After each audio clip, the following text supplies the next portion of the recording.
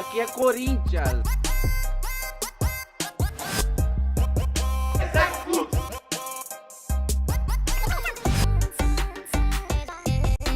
Hoje é dia de fúria. É papo.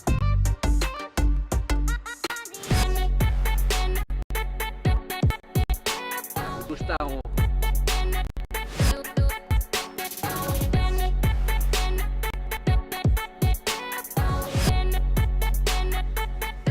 Vai, mano. Mas tá é bonito.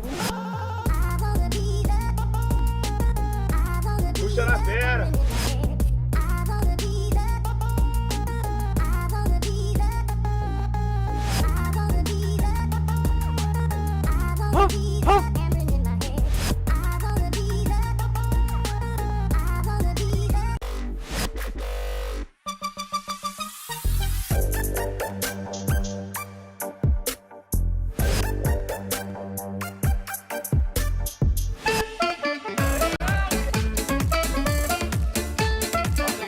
Campeão.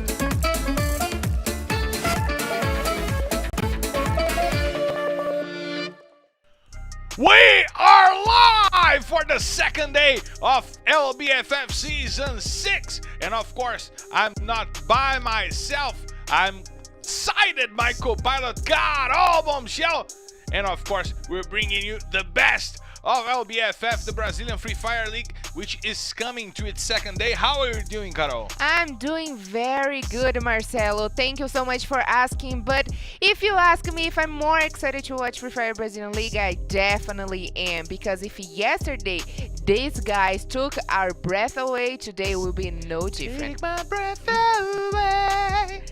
You gotta love this song. You gotta love. Top Gun is one of the best movies ever made. Yes, Tom Cruise just destroyed on that movie. However, we're here to talk about Free Fire, and we have new teams coming up for you guys to see.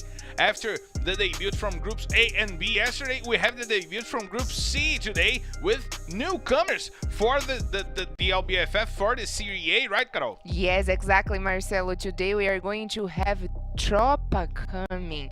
And like I said, if yesterday they took our breath away with the newcomers, Bond did an excellent job yesterday, showing us why they are coming for TSM that also had an amazing day yesterday. But today it is for us to figure out what is going on with these teams. Let's check the schedule so we can know who will be playing today. As we see, Groups A and C are on the screen. Group A with Bond, Corinthians, Nitrox Top 10, Team Corasolid, Team Solo Mid, and Vivocate going against Group C that has B4, Fúria, Loud, Metagaming, Real Esports, and Tropa, the newcomers, are here to bring the action to Serie A. And we're talking a lot about newcomers, and those newcomers are making some noise on the scene, but we have some old and experienced and great figures in the Brazilian Free Fire scene, and we have some statistics to bring you guys, because we are coming from a tough and quick season 5, which had some surprises as the best team of the season, as we had on the past few seasons. The MVP was a new one. The Brabo da Galera, the tough guy of the crowd, is also a new one. So let's check out all the teams of the season for you guys to understand what we're talking about. We see the LBFF 1. We have the D3, which is he's playing today with Tropa, Marcelo. So LBFF 1, we have D3, Lucas K1, Peusada, Kronos, and K9. And we haven't seen throughout the other season, LBFF 3, 4, and 5, that they have changed the teams, they have changed their squad. But this is, you know, even though they are mixed up in another teams, they still keep being one of the best that we have here. And not only the players, Marcelo, but we also got the coach, Kanovi, Metal, Kanovi coming back again, and those ones were the chosen ones by the crowd, right? And it's funny to see that of all the players, only one of them is not playing Serie A for this season, who is Lucas Cauã, who got relegated with INTZ last season. However, every other player will be on the servers for this season. It's amazing to see how those guys help build what LBFF is today, and now they're bringing the newcomers and they're testing the newcomers. They are the holders of the LBFF. I enjoyed that so much, but not as much as I enjoy the MVP, Marcelo, because you know I die for the MVPs. And of course we bring here the faces that the guy that gave us the shows, but like you said, look at the Japa BKR, how young he was back in LBFF season 1, and he was playing for Team Liquid, and he's a very important player in the Free Fire scenario. He's about to go to the 400 kills, and not only being the 400 kill guys, the lord of LBFF, but at MVP, and he was also on the run last season with Cias, which we are very aware to know that he is the grenade guy for Fluxo team, but also we have to point it out how good Cauã was last season. He was the MVP for season 3, and he was also trying to get his crowd of MVP back in the season 5. And Juan surprising us in the season 4, and he's back in the B4 team. He's back with the B4 team, an amazing squad that we're going to check today. But another prize that we have here that has really great relevance is the Brabo da Galera, the chosen by the crowd on LBFF season 3. It was Nobru, and we know where that led Nobru to the World Series. And then in LBFF season 4 it was Will, who was on the runner-up team of Loud, and then Cias in LBFF season 5. And what that guy did on the last 2 or 3 weeks was incredible. But they now are the veterans. They now are the guys who are welcoming the youngsters and who are testing the youngsters inside of the server, right? Yes, exactly. And also in the same season, No Brew, he was the MVP, the World Series MVP, so he's known by all the guys out there. But like you said, he's a veteran, which can help it a lot for his team. And talking about a little bit more of Will is a very good player. I think he's very good for his team, and he really it is the frontliner for Loud team. But it seems like he's going to play today, so Loud will start with Will, and we are going to maybe have a new strategy for this season for Loud team, which they haven't gone very good last season. And it's good for us to see Will, as Loud will continue with the same squad that they had this season, a squad that took them to the runner-up place on LBFF season 4. The synchrony, the syntony, and getting to know each other is really important for a team to work well in team esports, and as well as in team sports traditionally. So Loud is betting on that good chemistry between the players, and even the players on the bench are already with Loud for a while. I mean, Brabox, he's a well-known face in this Loud squad, and that's important, right? Yes, of course. And if it is important to have veterans, and the experience count with the experience in your team, it's even more exciting to have the newcomers, because like I said yesterday, the newcomers, they got the desire to win. It is a new thing for them, it's a new territory for them, so they got that feeling that I want to win, I'm here for this, and I'm working so hard for that. And we saw that coming from the team of Team Cold Solid last season, and also Boot On from SS Sports and Nando 9, of course. We had tons of incredible newcomers making a splash on the league, being some of the most important players on the league, and that's what I expect from the newcomers this season, right? Yes, of course, Marcelo. But you know, and if we are talking veterans and about newcomers, we have to talk about the veteran that we most liked last season, which was our MVP. So let's stay tuned with CS.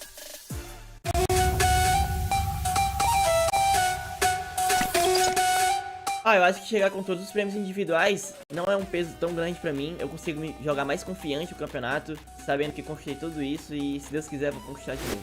Cias, por ali ainda. Fez aquela primeira nele.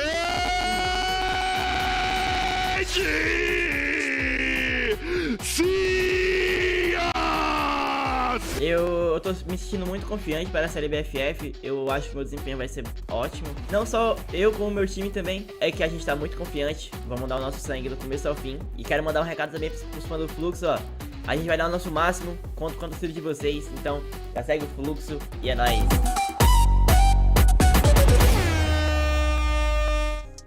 And that's what he did last season. He made us get jaw dropped over here with those grenades with the Kobe that got him to the top of the standings to lead LBFF in kills. And that's what I expect from CS this season. And we've seen Fluxo with an amazing start yesterday, right? Yes, of course. Fluxo, who got also one of the booyahs yesterday, that start with the right foot here this season.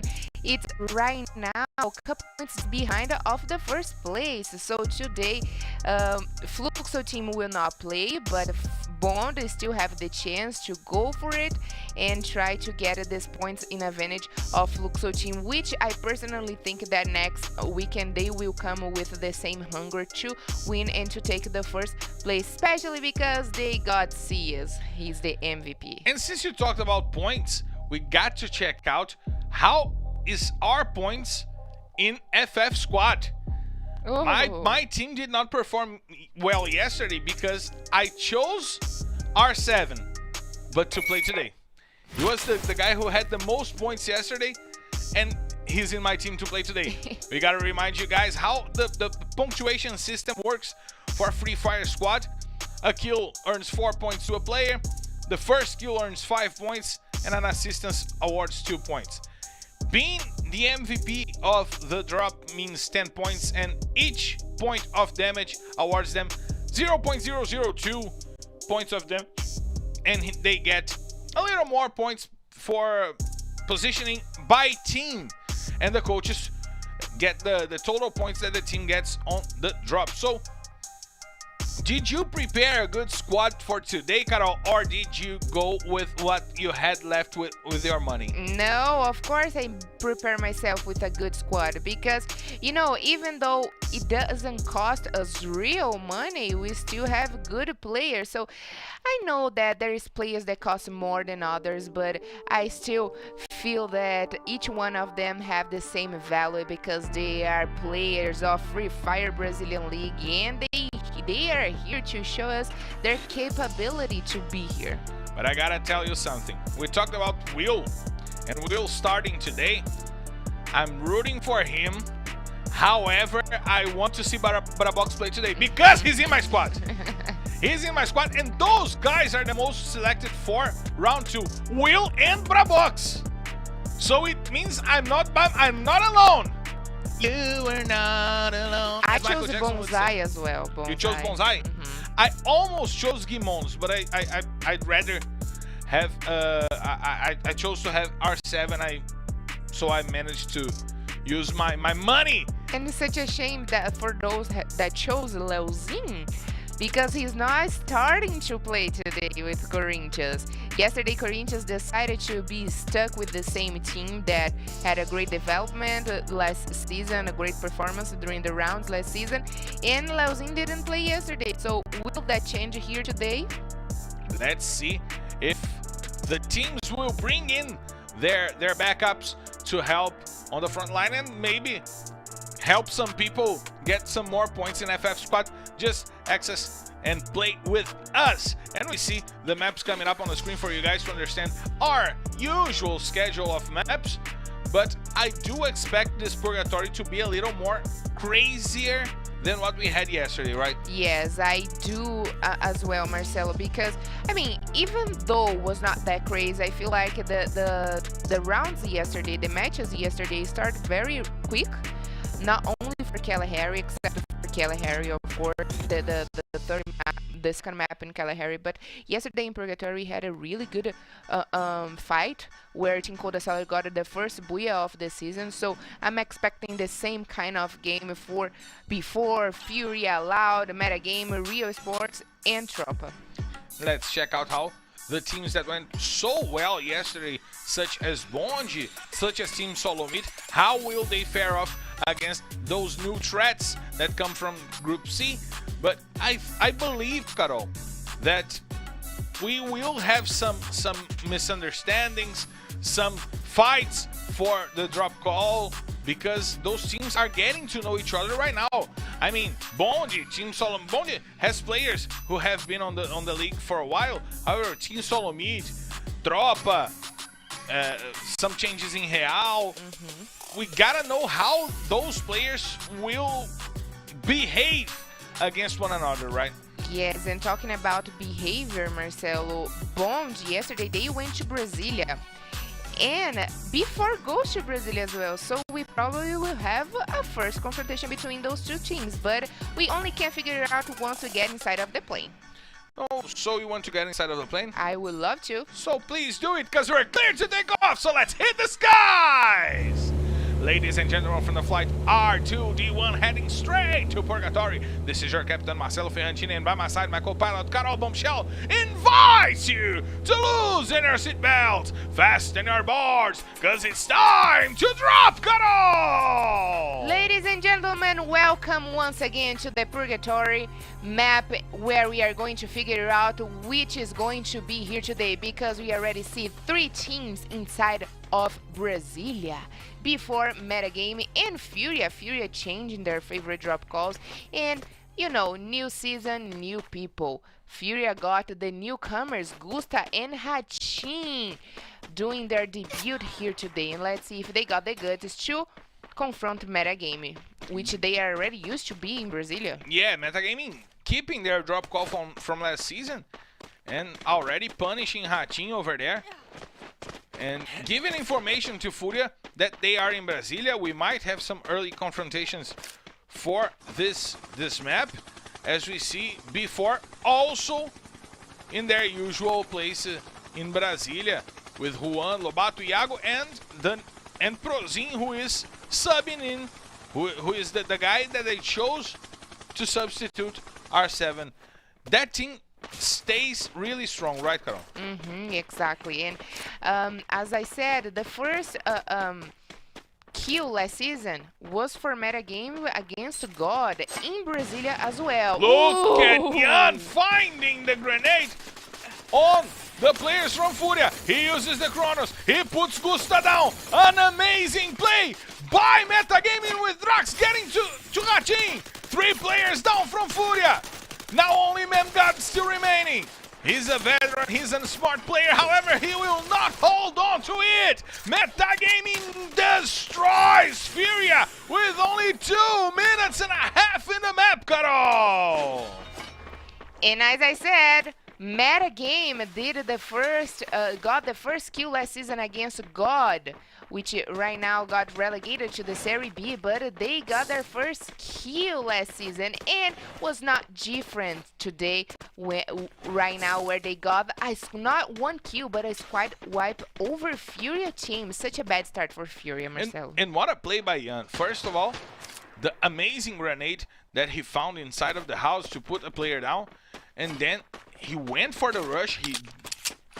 He jumped the window, used the Chronos to be inside of the house, protected and surprising the players inside of the house, forcing them out where Metagaming was all trapping them. Yes, exactly. But another thing is that Metagame, they were very aware of their territory in Brasilia. They have been playing the whole season, last season, in Brasilia, in Purgatory specifically, and Furia is trying a new thing. They usually were going to the other side of Brasilia, where is Central. So I don't know what happened that they suddenly changed their favorite drop call, and that clearly didn't work for them, and they are all back in the lobby. But what we have to be aware right now is that rotation of their teams, where it's been almost 5 minutes of this first match, and it is the time to position yourself to get at least alive with your whole squad in the late stages of the game. And that's what B4 seems to be doing right now, as they did well on the past season. And when they chose to play it like this, with ease, with calm, they had their best results. But now we see that there are other teams coming to Brasilia for the first time. Tropa is getting to near metagaming. They're really close to metagaming, as we see the team composed by Giga Moreira, D3, D3, and Kiled getting closer and closer to Brasilia. What do you expect from Tropa, Carol? It is a new team, of course, but it is also, we have to point it out that D3 and Moreira, they have been playing the past season of LBFF. D3 in pain. Moreira, he was always one of the players of the team INTZ that is now relegated. And Giga and Kiled, they came from Serie B, so these guys, they know how to get into a fight. They have to work so hard to be here today, and I'm pretty much sure counting with the experience of D3 and Moreira will help them a lot. But not only their experience, but their coach. There is Capigui, who was the previous coach of Nitrox Top 10, and we saw that Nitrox Top 10 were very brave last season. They were very strong, especially with the front line, the hush. So I'm pretty much sure we can expect it, a more aggressive game coming from Tropa. And who is aggressing is right now Vivocate, going after the players from Nitrox Top 10, but the positioning is good for Head to deal a lot of damage on the players from Vivocate. Romeo is also helping on the front line. There's one more player using the grenades. Head is the first one to get into combat, and the grenades are coming in after him. Shinez is supporting with the grenades. Head on top of the house, and Romeo goes down. Vivocate gets Romeo down, and Real is getting to the fight as well. Ooh. That guy puts Romeo down, but Shinez finishes off General. They will try to use the grenades. Nando 9 is far away. He's being shot by Shinez. Nice shot by Shinez, putting Nando 9 down. Brabo is trying to rotate, is trying to find some space. That guy goes down. Shinez with the shotgun, putting one player down, but Modestia holds on. He puts a bullet in Shinez's head, gets one more point. The Autobot gets from Real and puts a player down from Nitrox Top 10, but Vivocate is out. The champions are out in the 11th position with only 1 point, but Nitrox Top 10 will not survive. They come back from Real that comes with Fon, Autoboots, Tatuí, and VM7. Now getting the kills, and they don't know if Vivocate is alive. They're trying to break the ice over there. Are they searching for someone?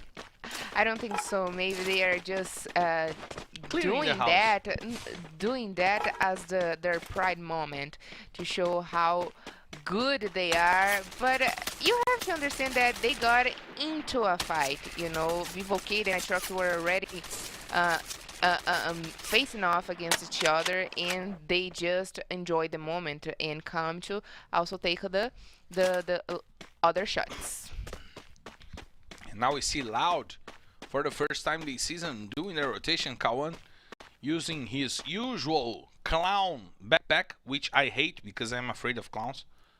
However, he's already rotating with Will, with Noda, with Kronos, a team that didn't work that well last season, Carol. And we didn't understand why, actually. They got the skills, they got the experience. I just didn't understand why Loud didn't work out well last season. And the performance of them was not only getting bad each match, but were dropping out like crazy. We know that Frois, their coach, he is a very good coach that also led Loud to the World Series, where Loud were a crowd as a run-up. but their development, their performance dropped out so badly last season during the semifinals, which we cannot explain, but we can wait. They allowed learn from that. Right now they fix their mistakes, and they will probably come with a new strategy, which we have already seen. They are not rotating. By this stage of the game, they would be already in fields, but they are holding a little bit back their game, and we can precisely see a little bit more. Look at Team Solo Mid. They're on the end of Marble Works. As we get to the second safe zone, Yeah. they will have to rush to the bridge to get to the center of Brasilia. They will go for the North Bridge, probably through Crossroads, near Moat House. But that makes it dangerous for them. That's not the best option, because they will have to run. They will have to go with cars, or maybe rotating by foot, but faster. And they will have to get inside of the safe zone with teams settled in, waiting for someone to come from the safe zone. And that's what we're seeing, Team Solomid rotating with the cars, and they might be caught out of positioning in the open field with no place to hide.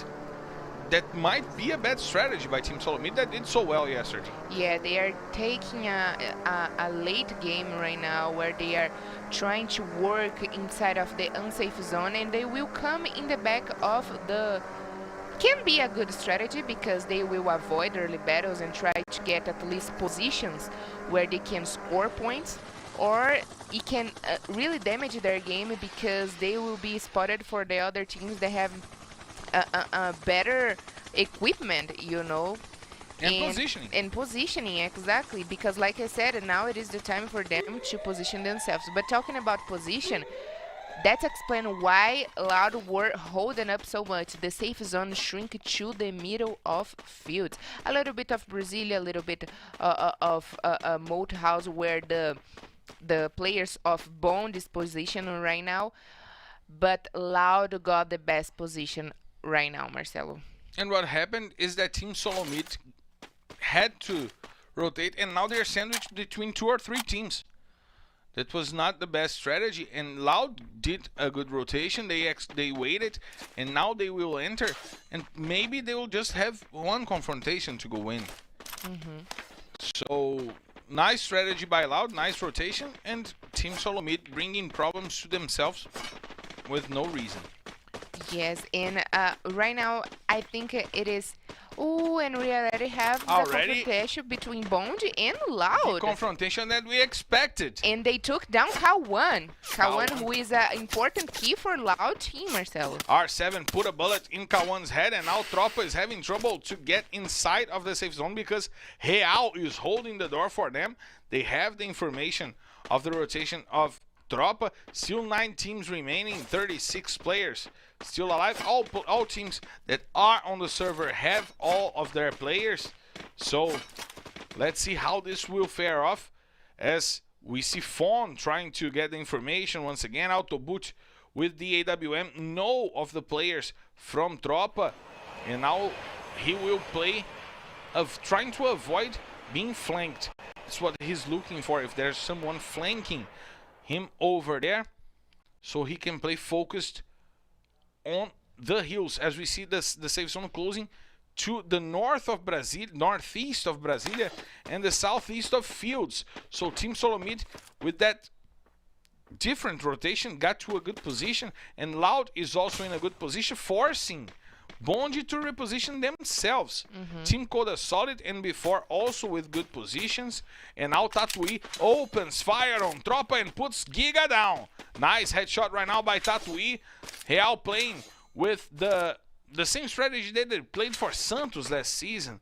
Getting to the center of the safe zone and waiting for players to come, waiting for the teams to come. And that's what they are doing today as well, even though they got into that triple team confrontation right at the beginning of the game. Yeah, and I was wondering by myself right now, which is the best strategy, to be on the edges or in the middle? And now we see Team Solomid going for Bondi. Bondi had to close in this fight, and Bob goes down. Nice grenade by R7. R7 tries another one. He uses the chrono to stay alive. He puts Vini XL on the floor. Brokofet trying to reposition himself. And Real goes down because Tropa put them down by force. Now 1-9 gets to finish one of our player, and Team Solo Mid will be wiped out. That's what we said. They got sandwiched between lots of teams and he could not get to it. R7 with 2 kills. That's good for my FF squad. I'm telling you that he will be the kill leader today as well. But Ian is on the floor. Corinthians is coming for metagaming as Tropa surrounds the scene as well. Gelo gets the headshot on Ian. Now only 2 players from metagaming to fight. However, Tropa is coming in and they might help metagaming in this fight. Ozado is coming after Lost and coming after Drax. Drax took lots of damages. He's on the floor. Lost is trying to keep himself alive. Zenak is rotating and Ian goes down as Zenak tries to use the Bao, but Hazuri is the one who goes down. Nice job by Kawe. He finished off Hazuri. Ozado puts Lost down. Zenak finishing off Drax, and they're trying to rotate and trying to get the last player from metagaming. Meanwhile, we have Loud fighting against B4. The 2 teams are trying to get the best positioning. Zenak puts Kawe down, and metagaming is back to the lobby in the 7th place. We have Kawan rotating for Loud, rotating and trying to find the players from Bonji. R7 is up there. Kronos put Ozado down, and Corinthians is back on the lobby in the 6th position. 5 teams still remaining. Loud is controlling the center of the safe zone. They are on the northwest of Fields, and they are the only team inside of the last safe zone of the game. We have Team Coda Solid coming from the south, B4 coming from the west, Bonji coming from the southeast, and Tropa coming from the southwest. This will be interesting because Loud has control and has sight of every team, so they can control positioning. Iago tries to find the best position to shot. He couldn't find the head of Will. Now 1-9 is getting some medkit usage over there to get healed as we see Vitin coming over and trying to go for Bonji, but R7 puts Bonji to the floor. 1-9 uses the grenade launcher and sends Vitin to sleep. Now they have only Peck and Quali to fight. Victor puts Quali to the floor. Only Peck still remaining for Team Coda Solid. They go down. They are wiped out, but Level Up is on the floor. Will he be helped by his teammates, or he will be left to die?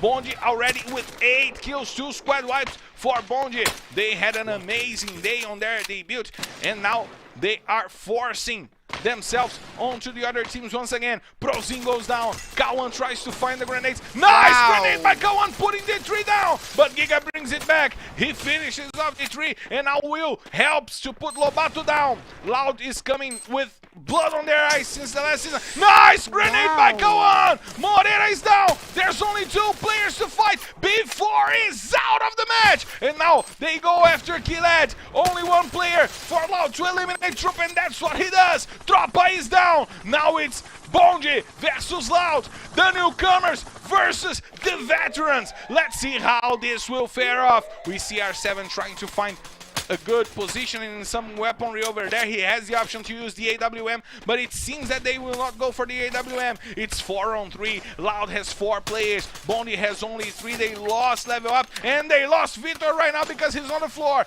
1-9 will go and help Victor get back into the match. R7 trying to find the shots. He found Kawan over there, but Kronos is an amazing sniper, so he will use all his skill to try to get players out of the match, so the rushers will have an easier life. R7 is trying to hold on. Kawan is on the floor. 2 players down for Loud. Noda is down as well right now, but will put 1 player down. R7 guarantee 1 more kill. He's in a killing spree. Will is coming after him. He's trying to rotate through the ice. R7 is rotating, and Noda puts Victor out of the match. R7 tried to go over, but it's Booyah Loud! The boys are back! Loud came to play, and they get the Booyah in their first map in LBFF Season 6! The nation is happy, Carol! Loud and proud, they take their first booyah here, starting with the right foot, Marcelo. If they finished last season not having a good campaign right now, it is time to rise from the ashes, and the coming back, it is here for Loud. But I tell you what, Marcelo, congratulations to Loud, but a big congratulations to Bond that fought against Loud, even though with the number disadvantage. Loud got the full squad. Bond team was down to 3, but they were not scared of that, not scared of the veterans, and they got, you know, a great performance. But better than that was Loud team that were back in the lobby with the Booyah and 9 kills for them. And even though Bondi did not get the top of the rankings, they got an amazing number of kills. They led the league in kills in the first day. So it's impressive to see what those guys are doing. But Loud with 21 points. MVP, R7, my FF squad. Thanks everyone. Saved. I am saved right now. R7 with 5 kills and the MVP. So I get points and points and points. Bondi goes to the 2nd place and Tropa in the 3rd place with 13 points. Amazing job by Tropa. B4 held on to the 4th place. Corinthians and Metagaming tied with B4 with 9 points. So it was a pretty balanced game when you talk about the teams from 3rd to last. The 2 teams that really got highlighted were Loud and Bondi. Yes, of course. And I tell you what, Bond and Loud, they finished this match with the same number of kills. Both of the teams got 9 kills each, but Loud of course got the 12 points for the kill, for the position, which is the Booyah, right? And because of that, I think if Bond could get at least 2 more kills, they were in a tied or even ahead of Loud. But still, great points for both of them. Great starts for Loud today, but Bond keeping the consistency from yesterday. They are doing an amazing job keeping that position and getting in the late stages of the game, not only to get points for kills, but for position. But look at the 7th and the 7th to the 12th place. Team Kuda Solid, that was the first Booyah yesterday starting the season. 6 points, Reaport 4, TSM 3, Nitrox Top 10 3, Vivo Kate unfortunately 2 points for killing, of course, and Furia team 0 points. They decided to go to Brasilia Call, which they were not used to last season, but they changed it.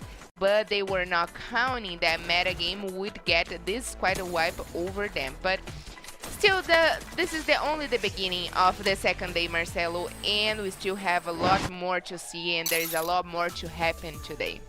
And I was impressed by the eagerness of Metagaming to go after Furia, taking them out of the game right from the beginning. But we've seen that from a few teams as of right now. We saw Tropa trying to trample some teams and getting squad wipes over Real. By the way, what happened in this match, we saw Onji not afraid of trampling Team Solo Mid to get to inside of the safe zone.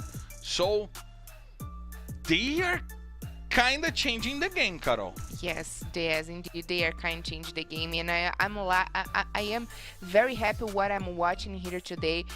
We were expecting actually another things to happen like before. We put a lot of expectations on before yesterday, and they start okay today, but like I said, there is a lot more things to happen. But what is happening right now, it is our standings, Marcelo.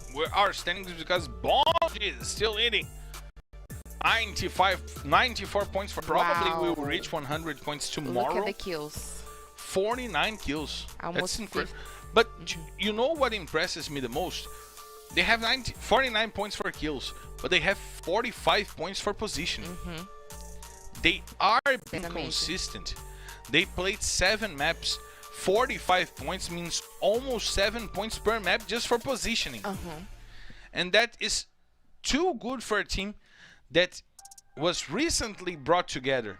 Yes, I mean, they are not newcomers. The team is a newcomer. Bone team is a new team here, but each one of the players, they are definitely not newcomers. But like Marcelo said, it is a new team and takes a couple time to adapt yourself to the styles of the new players, your new partner in the team. So it takes them a little bit to adapt themselves of each one style of game. But Corinthians as well coming, trying to keep their points to to be inside at least of the top 3, and Team Cold Solid as well. So we still are watching and seeing the same exactly teams that were placed of yesterday, but things will change because Loud already came very strong with the first Booyah, and Tropa in the 3rd place will also be joining sooner or later the other side of our table. And I'm amazed to see what the newcomers are doing, but I want to see more from Loud. With one map, they almost got to the top 12. They almost got to where teams who played 6 maps yesterday got as points for the whole day. They almost took it in one map. Let's see if this will be the Loud that we will have throughout the whole season. And we'll know more about that after a quick break, Carol, because I need to hydrate a little bit.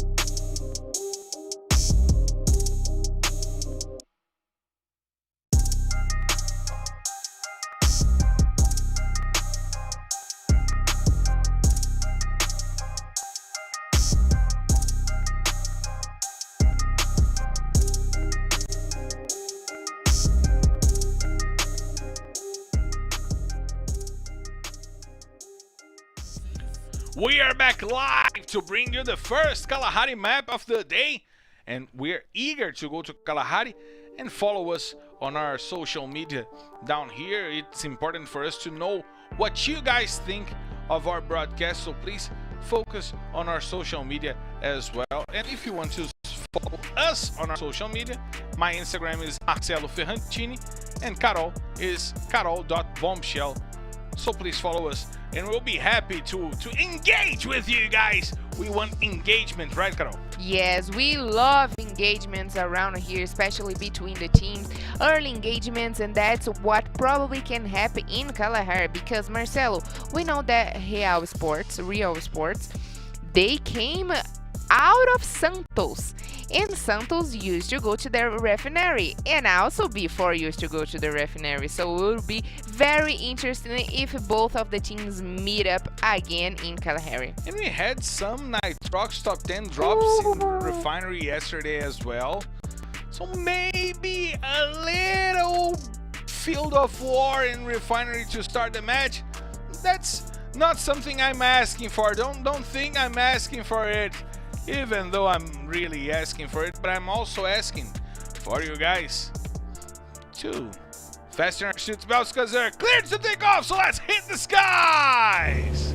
Ladies and gentlemen, from the flight R2D2 heading straight to Kalahari. This is your captain Marcelo Ferrantini, and by my side my co-pilot Carol Bombshell invites you to loosen your seatbelts, fasten your boards, because it's time to drop, Carol! Kids, ladies, gentlemen, and pets, be very welcome to Kalahari, and we have our first engagement, Metagame and Fury again, Marcelo. Metagaming and Fury are going at each other once again, now this time in Sanctuary. And now they're trying to find themselves as Memgad goes from far away, and Yan punches Gusta on the face! Hockey Balboa!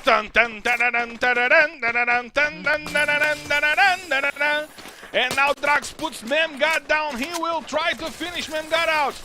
He goes for the shots and he kills Memgad. Hachin is also on the floor once again. Lost gets Hachin out of the game. BL God is the last player remaining. Will Metagaming do it again? Will they send Furia out of the game once again? Is this becoming personal? Could this be becoming personal?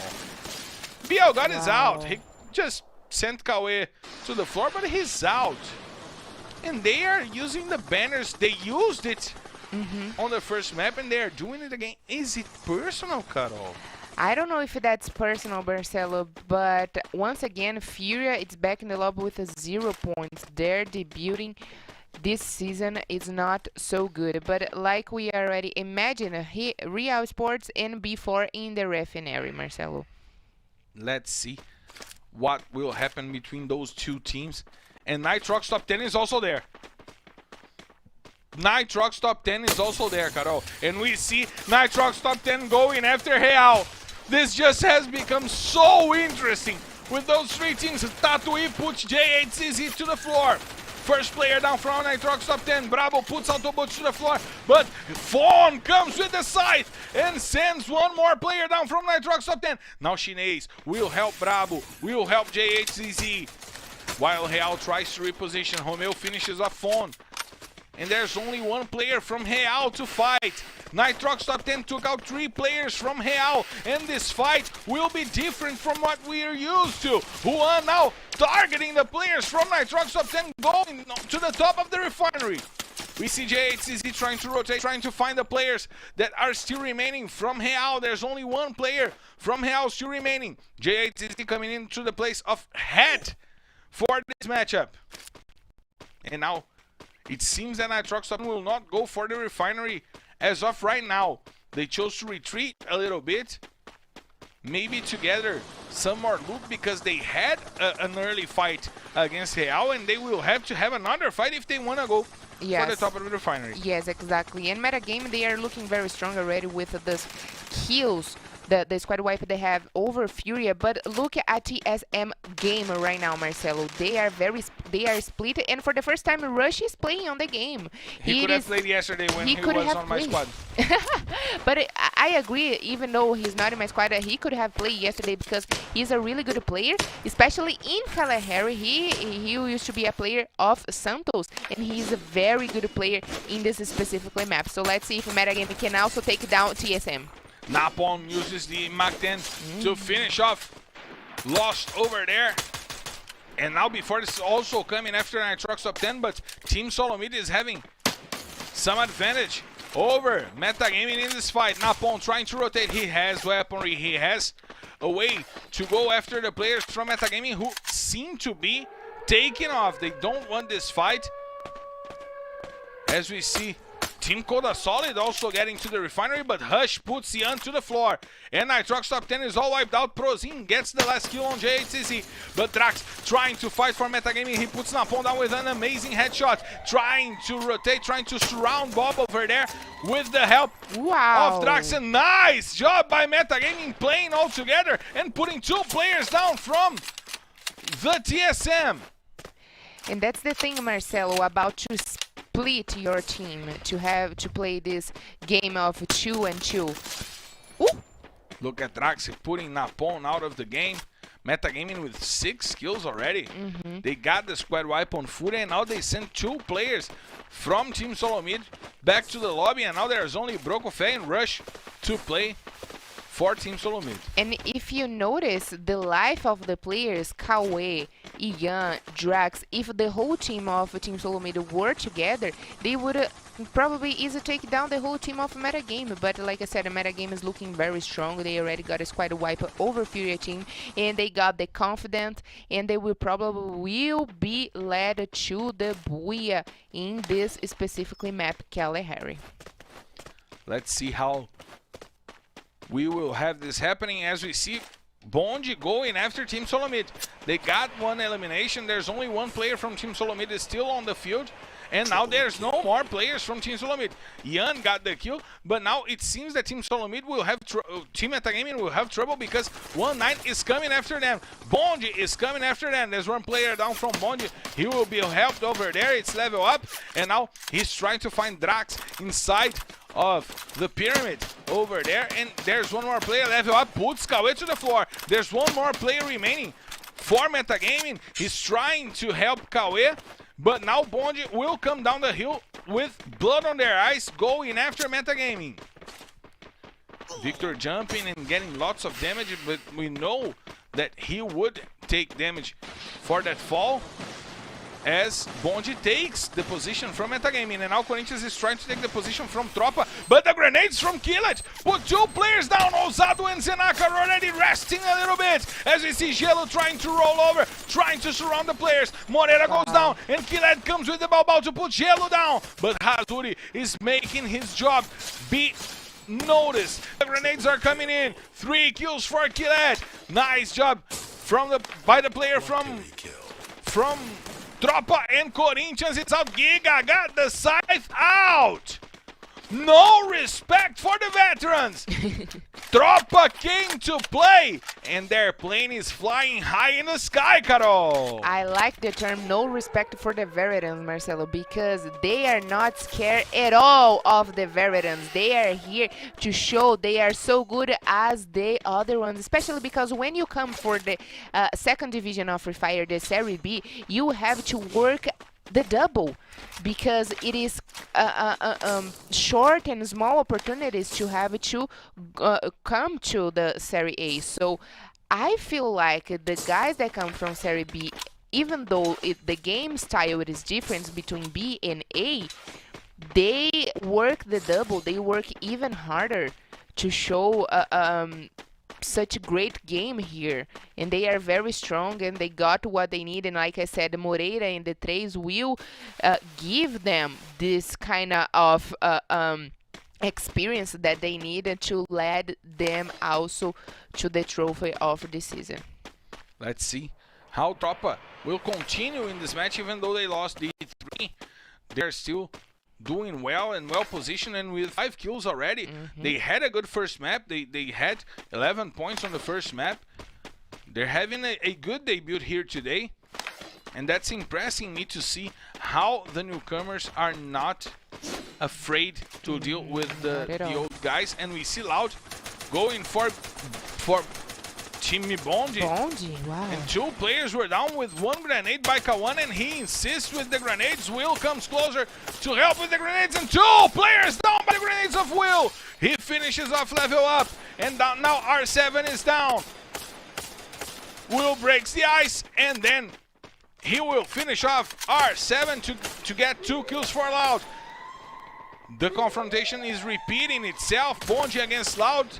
The confrontation that ended the first map, the Purgatory map, is now happening through the middle of Kalahari. 1-9 trying to use some protection. Kawan has the grenades. He will use them because he knows how to do it. Nada puts Victor down. There's just 1-9 to fight for Bonde.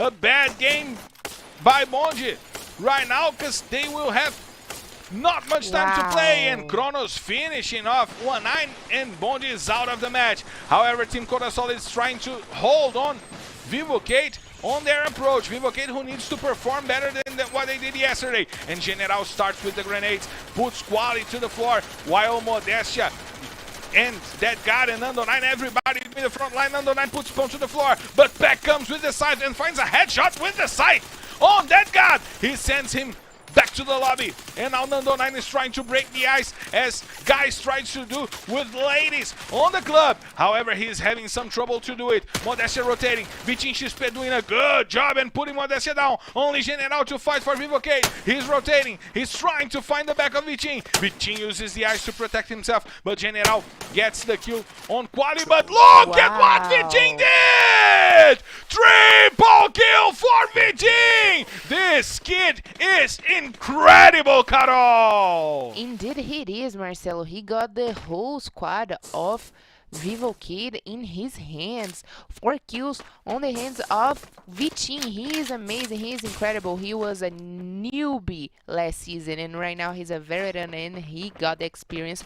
And I would not say the experience.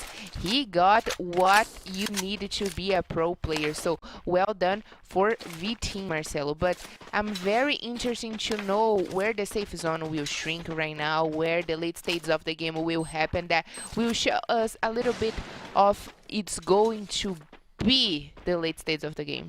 We have to check this out as we see Tropa repositioning themselves, and as we talked about through the start of the broadcast, some quick games happening on right now. 11 minutes of match and 6 teams already out of the game. 15 players only remaining. to fight. Almost no teams are still with their full squad, and that might benefit Loud, who has 4 players. Yeah, and I tell you what, I really think Group A is starting being the stronger one this season, the more aggressive one. But was I'm watching for the second match of today, Group C came for no jokes. They are here definitely to take the place of Group A and Group B in our left side of our table, and I'm pretty much sure we are going to get a lot of more actions from these guys. But so far, I'm really enjoying what I'm seeing. Real goes down. Peck got the headshot and put Real out of the match, and now we see Loud once again rotating, but they will have trouble against B4.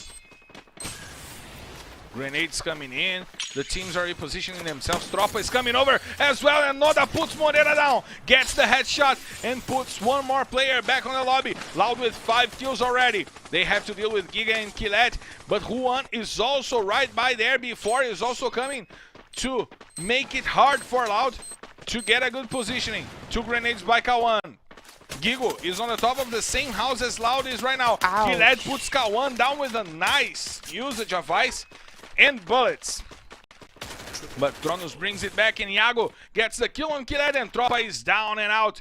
They are back on the lobby with the 5th place, but now Loud knows that they will have to deal with B4. Juan is over there. Will is coming over with the ball. He had a nice shot, but Noda finishes off. Juan is back to the lobby, and there's only 1 player to play for B4 right now. Good game by Loud once again. They finally came to play, Carol.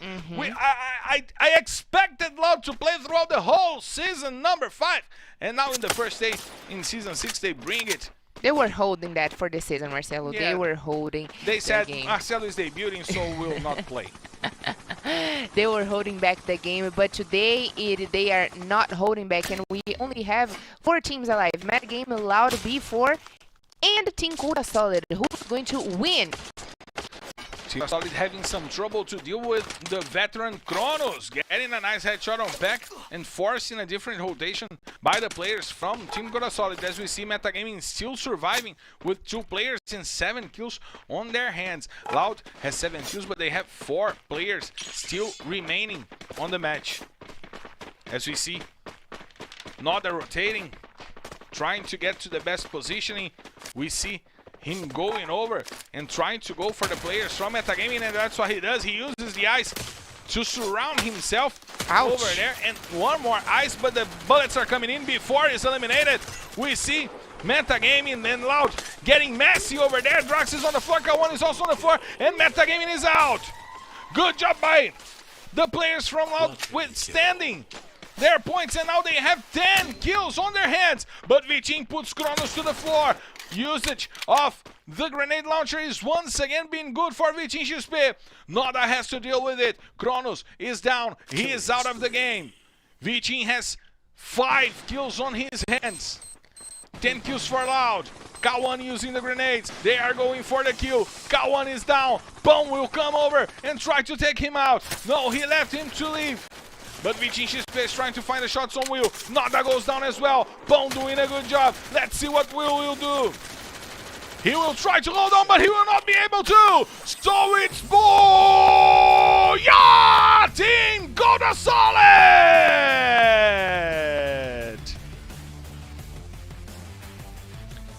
The youngsters are back, and Vitin XP is eager to be the MVP.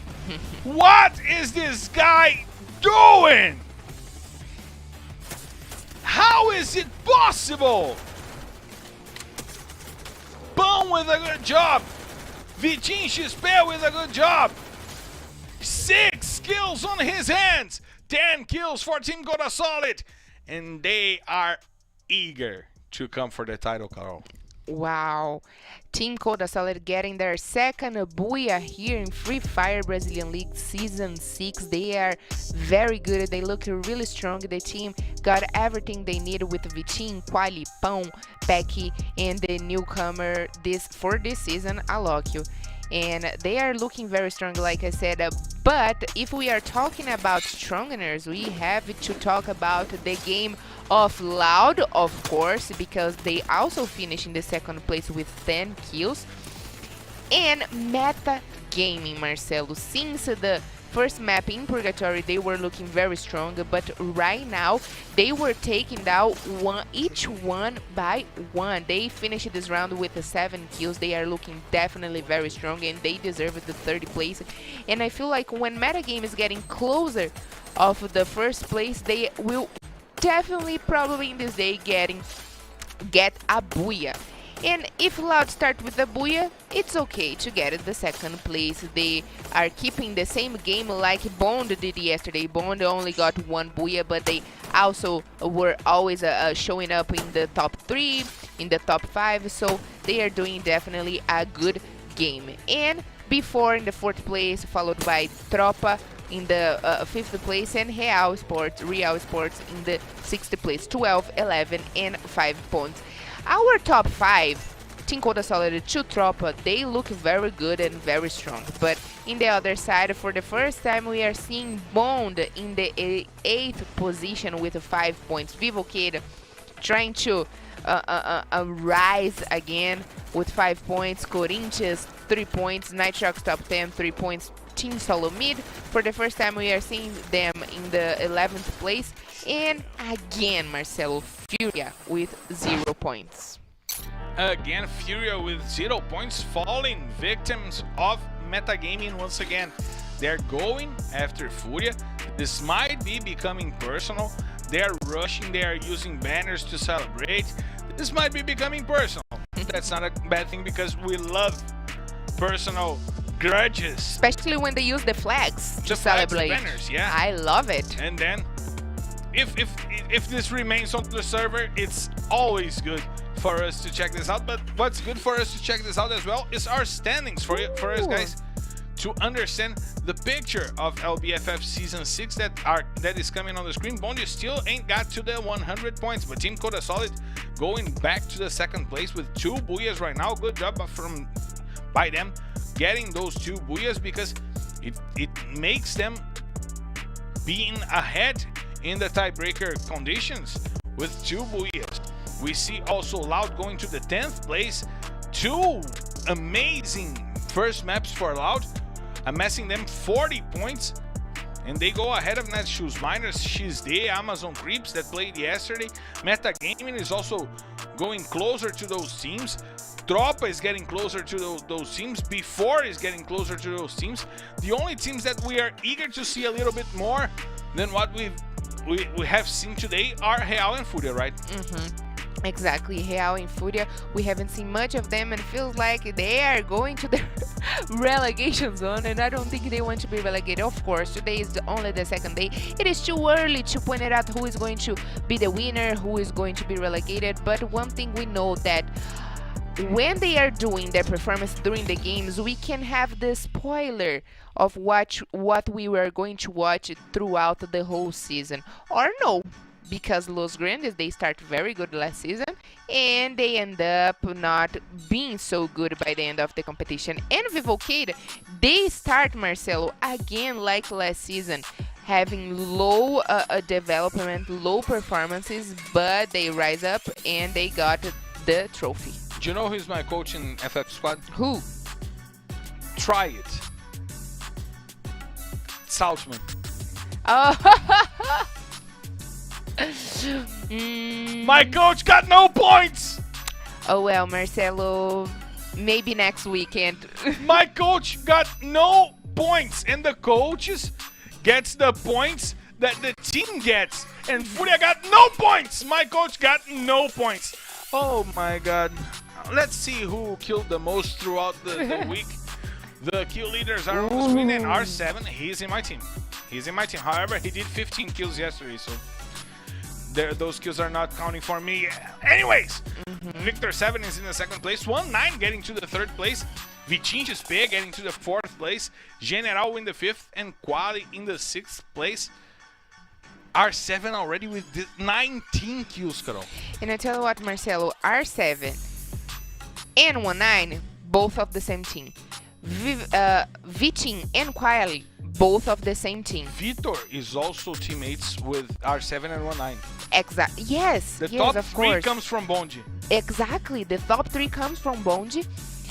But it's so awesome to see how the work as a team is, you know, give them this place in the most valuable players. And it is good to have a competition between your teammates. Partners, right? It makes even more hunger to go and get kills and help the team to develop it through all the whole competition throughout the whole season. And I like this scenario, but I feel like Group C is also starting the day very strong, and they will, by the end of the day or the half of the day that we are going right now, will show us difference in the MVP list. I would just change Quali for Pong because Pong was in my team yesterday and he is on my team today. FF Squad is getting in your head right now, Marcelo. Yeah, FF Squad is messing with me, so let's take a break so I can get my thoughts in order.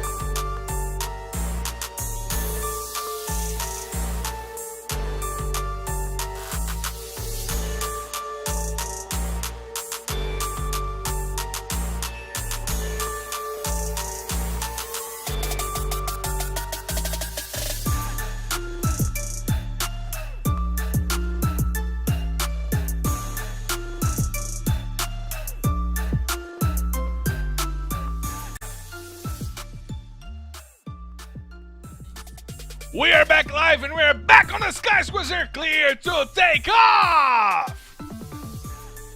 Let's hit the sky. That's it. Yeah. Ladies and gentlemen, from flight R2D3 heading straight to Bermuda. This is your Captain Marcelo Fiorentini, and by my side my co-pilot Carol Bombshell invites you to loosen your seatbelts, fasten your boards, because it's time to drop, Carol! Ladies and gentlemen, let's head ourselves to the beautiful and the most loved map here in Free Fire Brazilian League, which is Bermuda. And if Furia went out twice in the last place, right now we will figure out what they will do it right now. Metagaming is going to the other side of the map. So now it is the chance for them to remain alive. They are going for the observatory. They will have some kind of peace over there. Observatory was one of their drop calls in the last season, and Metagaming did not give hand on going to peak as they really loved to do last season, and they still seem to love it right now as we see Bonji, maybe the sensation of the season, getting ready. And once again, before going for Clock Tower, they are men of costumes, right, Carol? They are men of manners. You do enjoy them, right? They go for the same places every freaking map, Carol. They do. I mean, it is the call that they study, and I don't think they have to change it. And I think that's the work for their coaches, you know, for them to work the whole season and during the practice. And I really think they have to stick with the same calls. But what I like more of it is when someone tries to break it. Like, I don't know if that happened for Metagame or for Furia Team. I'm pretty much sure in the first map that was in Purgatory, Furia Team, they definitely changed for Brasilia, so they were in the territory of Metagame. But right now in Kalahari, I don't know if Metagame decided to come for Furia, but we will figure it out that right now, where they didn't meet with Furia Team, but Furia Team will have the chance maybe for the payback. Carol, that was probably why they used the flags, the banners, to show that that is their spot. there's something kind of territorialist in Free Fire. Your drop call is your drop call. Don't come messing with me. That's territorialism, don't you think? Yes, of course. That's because they have been practiced the whole, like you said, they always go to the same place. Loud used to dominate the graveyard, the Blue Eyes, and the land of graveyard because they have been practiced this whole time in there. The thing about the beginning is just to respect other favorite drop calls and lead the game to the late stages of the game during the rotations, and you know, not to try to break anyone's calls. But I personally like when that happens because it's where the competition lives. If I was a pro player, if I was a coach, I'd drop each map at one of those guys' drop calls. Why? I would mess with one at a time. Why? Surprise element. I would go for each one of them at each round because I believe that you can have an advantage if no one expects you to come over and take your spot. So I would go first after Furia, then after Corinthians, then after Team Coda Solid, then after Bonji. Everyone would be afraid of me. They will be afraid that I will go after them for this round. I would be respected. People will be afraid of me. Or they will just wipe me out. Or they will, you know, trying to make an alliance with another team to take you down. Which I think they would. But anyways, if in Purgatory and Kalahari things start very early, it's been almost 5 minutes and everyone's still alive. 12 players alive, the 48 teams alive, and then maybe it's time for Nitrox and Vivo Kid engage. Let's see how those teams will fare off against each other. But you didn't get my intentions with that. Probably not. I will explain you later. Okay. Because let those teams get allied. Let them get together. 2 teams on the same spot, 2 teams on the same place. There are tons of spaces on the map. They go to the same place. I got the whole map for myself. The loot is mine. You guys should hire Marcelo as a coach, as a manager, a player. I'm a coach. And now we see Vivo Kate going after Nitrox top 10. Nando 9 puts Bravo down. And now General is trying to help him putting another player down. The drone is down while Modestia tries to hold on Romeo and J8CZ over there. Shinase is also trying to come in. That God goes down with the grenade from Shinase. Romeo leaves the ice, but Modestia was covering for that God. Another grenade from Shinase send that God back to the lobby. Nando 9 rotating. General puts Shinase down. Now him and Modestia are going after Nitrox, and Nitrox is down. Vivo Cade wiping out Nitrox top 10, and the fights are happening earlier and earlier, Carol. I was complaining here that it was almost 5 minutes and nothing were happening. But right now, 6 minutes and 15 seconds, and we already got our first squad back in the lobby. Nitrox top 10 could handle the strongness of Vivo Cade, Marcel. The eagerness of the champion. Eagerness, and the desire again to win this competition. And our sponsor is on the screen, bringing you the best place of the day. Another coupon for this Moselle, beautiful lady.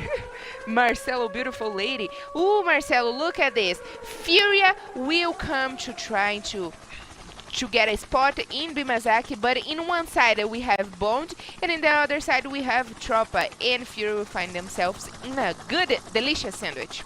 And now they are getting shot, but Bond lost 2 players to Fury already. That's important for us to say. Memgod got 2 kills on the players from Bond. So the number advantage they already have. They have the numbers advantage against one of the 2 teams there that are sandwiching them. Uh-oh, dangerous. It's a dangerous moment indeed. It sounds dangerous.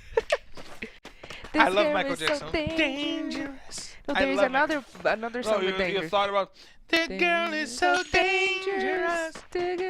But I thought about Michael Jackson. I'm glad we are casters. We are, We're not singers. commenting the games, not singers. We're not singers. I used to be a backing vocal singer. Ooh, what a past. I'm a musician, you know that, right? Yeah, he plays like 15 instruments. Yeah. I played for a jazz big band, 100. and I learned a million instruments over my life. But I'm bougie, and I play the trombone. I'm bougie. You're good. And now we see 1-9 getting to run from Bielgod's side because he knows that he's in danger. He knows Furia is over there. He knows that there are more teams coming to where he is because they are in the edge of the safe zone. And the nice grenade by Bielgod almost getting to Victor, forcing Victor to reposition himself. And now Furia is going after the players from Bonji. Victor trying to hold on to himself. Memgad going over. He did not come to play. He came to kill it. What a grenade by Bielgod! That grenade fell on the pocket of Victor. On the pocket of Victor. The pants just got a little volume by the side. It was a grenade. Well and Victor calculated. fell down dancing on the grenade. And now Memgad is on the floor. He needs to get help over there. And he will be brought up by its teammates. And now Furia has to deal with Tropa, with Real, and 1-9. And I tell you what, Furia, they did the right thing to come for Bonji before to go to Tropa, because right now they got more points per kill and more equipments of the player that die to fight over the other teams, you know. They got more loot. They got more loot, exactly. And now they can fight against Real and against Tropa. And they left some time for some more teams to come and maybe get Real out of there or take the attention of Real. And now they're not sandwiched anymore. They're sandwiching. They are on the outside. They're the bread. They're not the cheese anymore.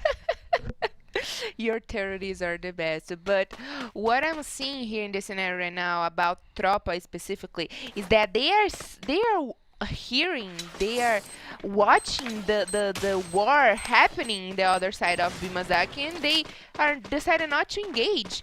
Like, let's wait for those both teams to kill themselves, and maybe we'll come out right after. They'll go for the spoils of war. That's what I always say.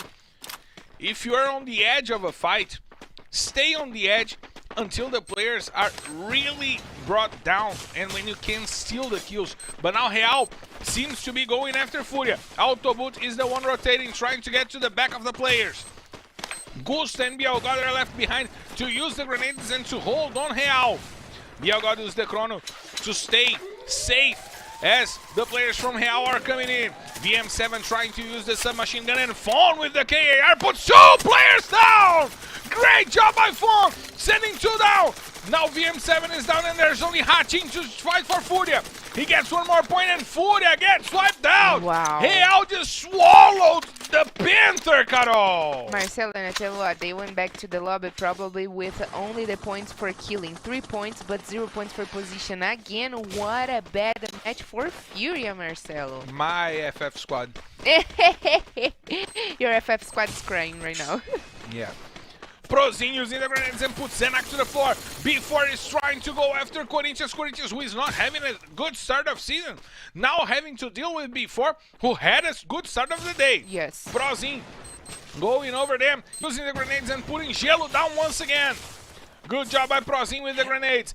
Iago trying to run over, trying to surround the players from Corinthians, trying to flank the players with the help of Prozin. Juan using the eyes, trying to get composure in this fight, and a nice job putting Hazard on the floor. B4 is bringing it back. B4 brought it back. Corinthians is down and out. Back to the lobby. While Juan got 2 kills, Lobato got 1, and Iago also got 1 kill before destroyed Corinthians and brought this fight back at all. Great battle between B4 and Corinthians, well spread the kills between the players of B4. They really got it, but who got kills, Marcelo, was Tropa against Real in the other side of the map in Purgatorio. They really waited for the chance to get kills. And they got 3. They got 3 kills. And they just lost Moreira. Yeah, they lost Moreira. Still, I'm liking. I like to see the battles. Vivocade against Nitrox, Furia against Bond and the Real, and right now Tropa against Real. It seems each battle is very balanced and fair between the teams. Let's check out how those battles will fare off at the end of the game as we see Tropa running over through the danger zone. I am through the danger zone. You gotta know this song. I do not know, but I'm learning from you, so I think that's something. by our break, I will show you that song. That's an old song. Yeah. But Ian using the grenade launcher to put boom back to the lobby. Oh, my free FF squad. Oh my god. But now Bob fell down to the floor and he's now in a need of help. Now Lost and Drax are going over there trying to take Team Coda Solid. Lost using the Vector to break the ice. The double Vector is in Vichin. Sped just killed himself with the grenade launcher. Wally's on the floor as well. Only one player remaining for Team Coda Solid, who goes back to the lobby. The 8th position is for Team Coda Solids to take. 7 teams still remaining, 14 minutes of play. 21 players alive, an average of 3 players per team. That shows that we have lots of casualties going on. Kronos got the shot on Brokofé, but Brokofé brought it back. They will block the way for Loud right now. It is way harder for Loud to come in the hill than for TSM to go back in the lobby. Now Kronos being targeted and he's out and he's on the gas. He will not be helped. Loud will be without Kronos for the remainder of the match. Will gets the kill on Brokofé and he finishes off. Rush trying to hold on Loud over there. K1 goes down, but the grenade puts Bob to the floor. There's only Will to fight for Loud. He's trying to get Loud to a good position once again. They got the first and they got the second places, but Will is being targeted by Hush. Hush doing a good job going after Will, but he's all alone. Will win this fight. Bond is sent back to the lobby. 1-9 tried to survive, but now he has nothing more to do. Will and Rush just sign a peace treaty over there to heal themselves up and have the mano-a-mano that those guys want. Will and Rush, mano-a-mano. But we see that B4 is also coming for Vivocade. They're coming from Poshinok. They have to climb the hills to peak. And Vivocade has the best positioning. They are in the center of the center of the center of the safe zone. They are that was drawn with tools to calculate the center. They are really good with math, Marcelo, because they're definitely trigonometry. Their trigonometry is trigonometry. And now Lost put Nando down, and the center of the center just became the worst place where they could be. Really? Iago finishing off General, and before he's coming after Vivocade. They will have to deal with Metagaming, who is on the top of the hills of Peak. It's important for Metagaming that their position would not be messed up. Hush goes down and TSM is back on the lobby with the 6th position. Tropa is still alive with Giga and with Gilad. Will is holding on for Loud. Modestia holding on for Vivocade. And B4 is now going to take the place where Vivocade was. Modestia still trying to hold on. They spotted the players from Tropa. There are 3 of them. Giga, D3, and Gilad.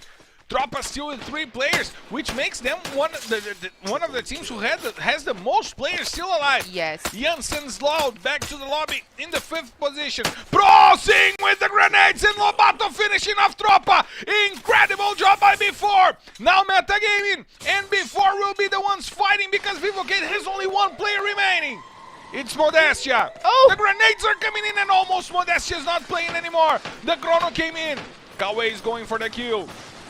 The grenades are coming in. Modestia just remained alive. Oh my god, is he Highlander? No, he's not. He's just dead. And now Kawe is trying to come over. Lobato used the grenade launcher to finish off Vivocade in the 3rd place. We see that before already has 11 kills. They will have 14 if they win that fight. Trying to get the kill on Kawe. Lost puts Juan down with the Babao. And he finishes off Juan. Now Kawe is holding on and waiting Lobato by the lower side of the hills. And they will not take it. So it's go! Yeah! Before! What a great game from those guys! Prozinho with the grenades. Lobato holding on to the rush. Before came to play. And they are doing it well on their first day on LBFF Season 6, Carol. And if we are expectations are high on Before yesterday, they are finally conquered themselves because Before got their first Booyah here today. And it took them 2 maps to happen, but they finished it with 13 points for killing. And so far this season, I think this is the Booyah with the most points, 25 points. I'm not quite sure if yesterday we had the 25 points, but we had 29 yesterday from Bonji. Oh yeah, that's right. The last one, the first Booyah of Bond.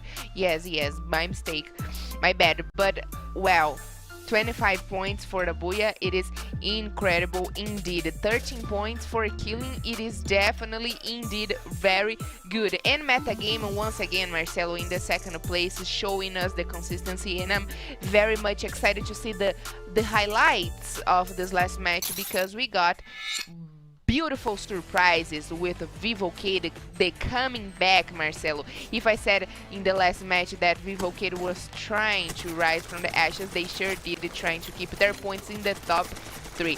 Tropa is doing a solid game as well, right? They start They very were good. in the first half of the table throughout the whole 3 maps.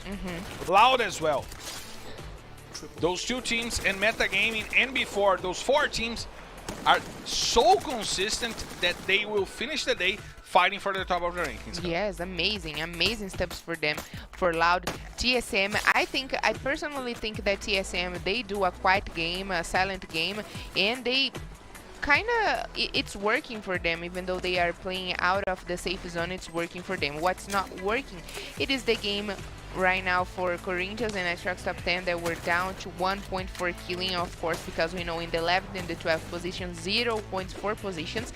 And Fury again can not put their best game in the end game, right? They cannot find it yet. They could not find the end game already. I know it is the new season where they bring new players in the squad. But Carol, if you add the time of play from Furia throughout the whole 3 maps, they probably don't get to 10 minutes.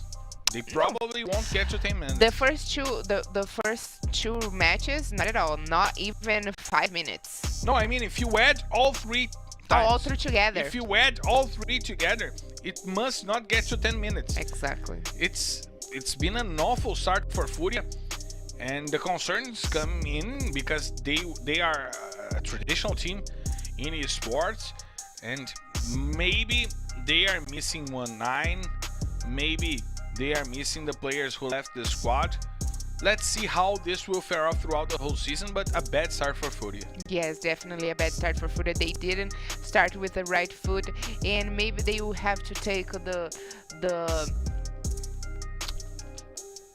I don't know what you're talking about. Yes, that's what I'm talking about. We know about the standings that are coming on the screen for you guys to understand it. Bonji going over the 100 points mark in the second day. That's amazing. Team Coda Solid after them with 78 points. Flux with 71. And now Vivo Kate getting to the 5th place. Loud getting to the 8th place, and Before getting to the 9th place. Great day from those 2 teams. Great start of the day from those 2 teams. Metagaming with 38 points, also a good start. Tropa with 34, and only Real and Furia are being left off this great start from the Group C teams. We know that Bonji already has 9 maps played. Team Coda Solid 9 maps. Corinthians 9 maps. Vivo K 9 maps. Team Solo Mid 9 maps. And Loud 3 maps. Before has 3 maps. Metagaming, Tropa, Real, and Furia 3 maps. Yeah. And Loud is coming after TSM with 6 maps played less than them. Yeah, it is the beginning for the teams in Group C, and like you said, Loud, they only played 3 maps so far, and they are doing an amazing job climbing all the way to the 8th place, even though Metagame and Tropa, they are not quite in the top 12. They start very good here today, the day as well. And what we're trying to say is that, think about it, analyze that. Bond, okay, not newcomers. The team is a newcomer, but the players are not, because they have been playing last season in different teams. But Furia, they also have experienced players and newcomers in their team. They should maybe take advices of Bond how to work it to engage better their game throughout this whole competition, and I'm pretty much sure they will shine. We were talking about the newcomers and how those teams are faring off against the veterans. We see that the team with the most newcomers, so to speak, in the left side of the table is TSM. They're doing a good job in the 6th position. However, they will not hold on to that position if they don't step up the game throughout the end of the day. Right. The other team with the most newcomers after them is XD, who are in the 13th place. XD had a good day also yesterday, but they will have to do a better job tomorrow. I mean next week. Next week. But look at Tropa. Tropa is a team who has a veteran in D3. 2. They have 2 veterans indeed. They have Moreira as well. And that mix between experience and youth is bringing Tropa to probably the best day among the teams with the most newcomers on their lineup. If Tropa scores, I mean, 10 more points, they will be fighting against ESM for best day for newcomers. So could they be the real focus of the studies, looking for how the newcomers mess up with the game? They could, but I still would prefer to use XD, the team XD, because the whole team is built with newcomers, and they sure did a good start yesterday. They sure did a good debut yesterday. So I would stick with the XD, because Tropa have 2 experienced players in their squad, so they still got a little bit of help of D3 and Moreira. And XD, in the other hand, they have to do it all by itself. That made me think of a research that I will start. XD has 4 newcomers. Tropa has 2 newcomers and 2 veterans. Bondi has 4 veterans. Let me make my research and I'll bring you the results as soon as possible. My director, where do we go right now? We're going for the kill leaders. We gotta know who are the leaders, and that helps me with my research, because the 2 leaders in kills are veterans from Bondi. Yeah, and everything remains the same. So we still have in the top. Okay, not in the top 3 anymore, because General got 1 kill ahead of 1-9, but still we can say the top 5 is being dominated by the Bond team so far, and so far so good, so excellent.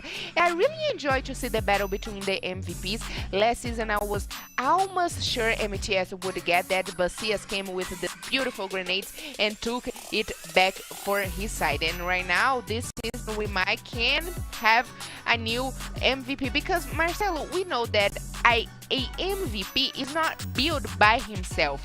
He got the help of their squad, right? Especially because of the support.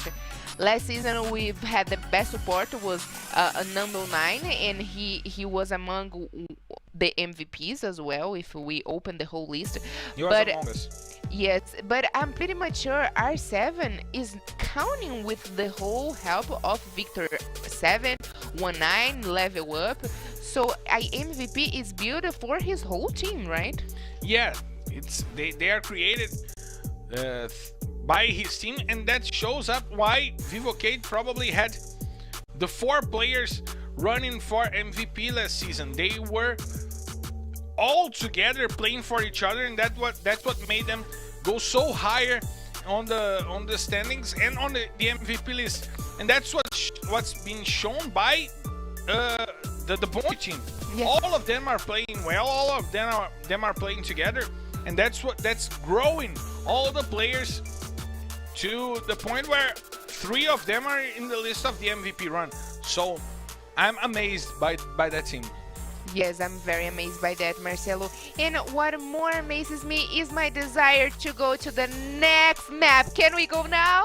No, I got to take some water. I got to hydrate. I'm sorry, I have to hydrate because I screamed too loud. So let's go to the break and I'll be right back.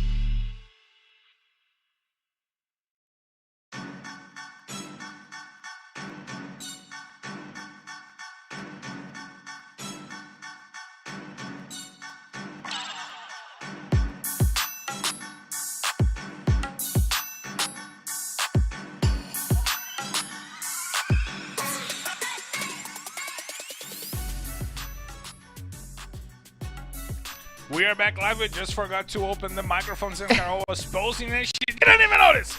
But we now have our mics open.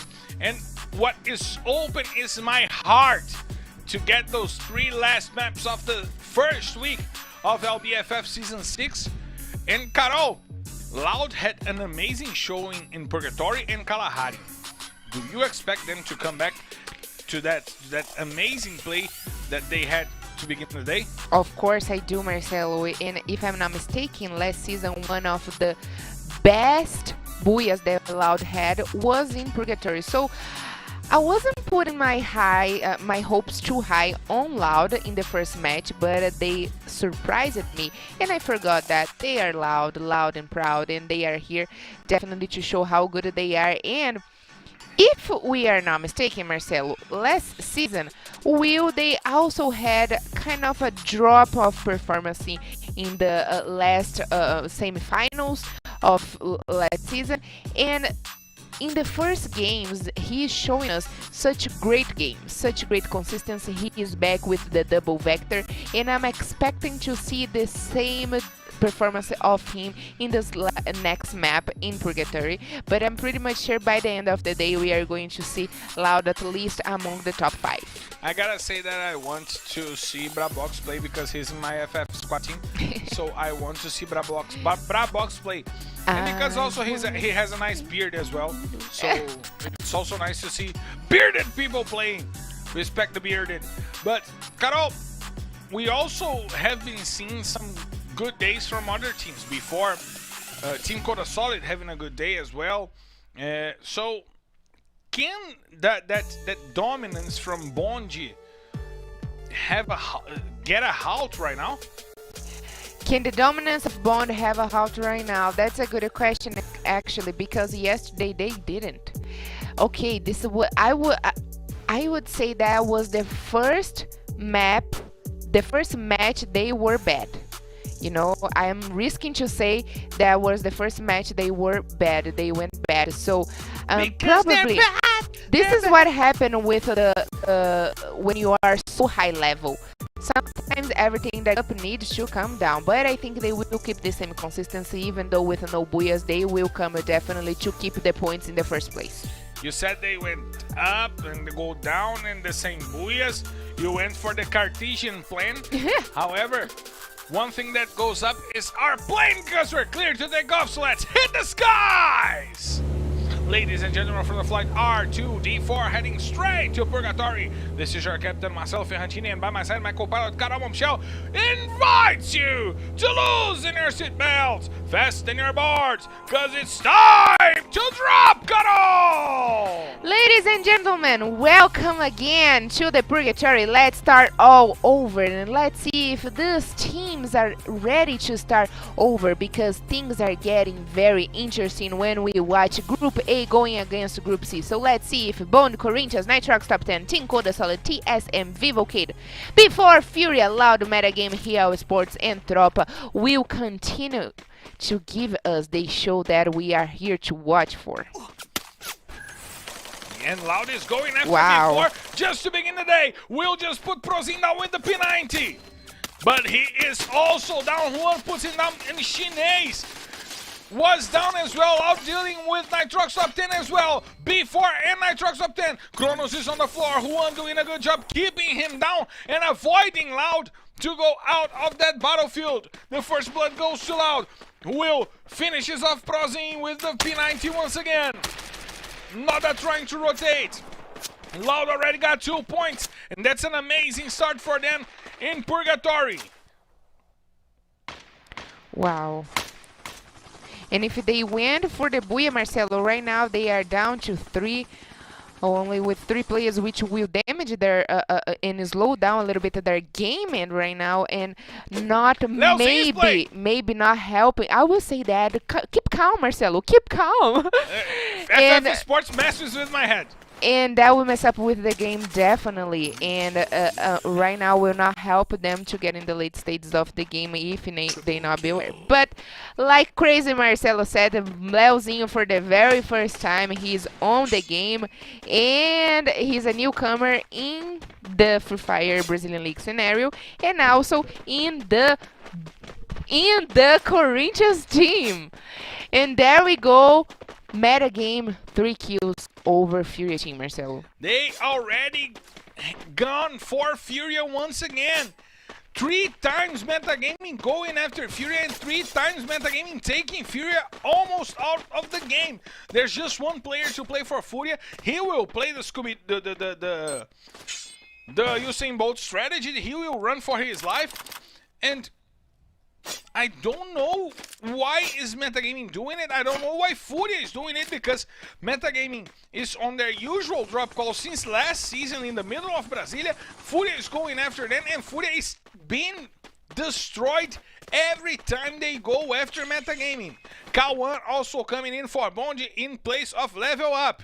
Let's see if Bonji performs a little better. And I was rooting for Dorito to come in, because first of all I like Dorito, and second of all he's in my FF squad team as well. Marcelo, when it's about food, he really enjoy it, and I cannot say that he's wrong, because I really enjoy as well. But let's see if Team Solo Mid will keep also the good game, because they bring Vini XL. Lots of replacement in this fourth map of today, Marcelo. Maybe they will keep the teams going to the 3 next maps to test them. It seems that Bob lost connection. He lost connection.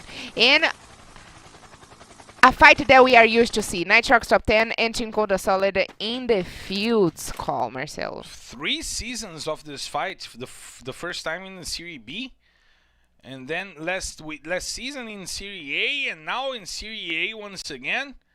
Let's see how those teams will go after each other. Once again, we see J8CZ leading in charge for Nitrox top 10, and we just need to know if the last season newcomers will go after each other in this season. Well, I think they will wait a little bit to engage against each other, because they are already know about each other's rotation, so they know they precisely will meet in there. But who is doing the same rotation? It is Tropas trying to get inside of the Brasilia drop call. But talking about rotation as well, we have Real Esports doing their favorite rotation with car by car. Let's see what they will do, where they are going, because they will have to deal with Metagaming, who is really close to them. And now Team Coda Solid is engaging against Bond. Vitinho XP gets their first kill on a player from Bond. I couldn't see who it was, but he will now hold the door for K1 and Victor to come down. 2 players from Bondi, and it seems that R7 is playing from afar. It was 1-9 who was eliminated. And now we see the work from Team Coda Solid.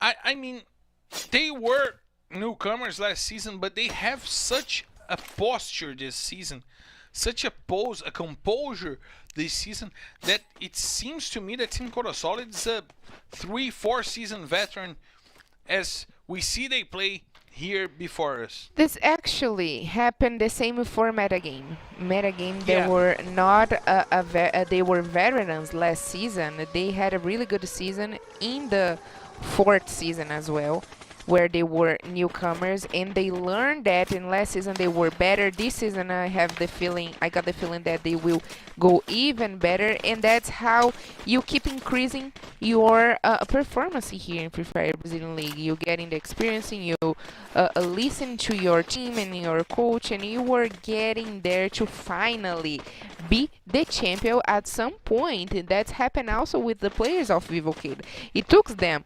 5 seasons to win that, you know. And it's not always that happen with like Fluxo team. Newcomers coming and taking the trophy. Of course, they count with the experience of Japa BKR and Nobru, but it takes some time to build a team confidence and a better performance. What just amazes me is that Team Coda Solid is not an organization with tons of money or an organization that comes from the international scene. They were created in Brazil. They started to work in Brazil. They started doing a good job, and they seem so well composed and so matured that I don't see how we cannot count them as a good team to go after the title. And General with the grenades doing an amazing job, putting 2 players down from hell. He finishes off both of them with 1 more grenade. Now General and Nando 9 will be leading the charge against Fon and against Autobot, 2 players that played from Santos last season. And now are defending Real. General and Dead God rotating. Fon puts Nando 9 down. He's trying to leave his confined space, but there are lots of players from Pivocade over there to hold him up. He uses the ice to protect himself, and he goes for the side, but Modestia puts him down with a nice headshot. Now Autobot tries to hold on to himself. He puts Fon back to the lobby, and now Autobot is all by himself trying to survive, asking for the gods to give him 1 more day, but that will not happen, because even though he took Modestia out, that god came after him and put him back to the lobby. So Real is the first team wiped out in this 4th map of the day, Carol. Vivocade, like I said, 3 matches ago, they were trying to forgive themselves and rise up again to get their hopes back in the game.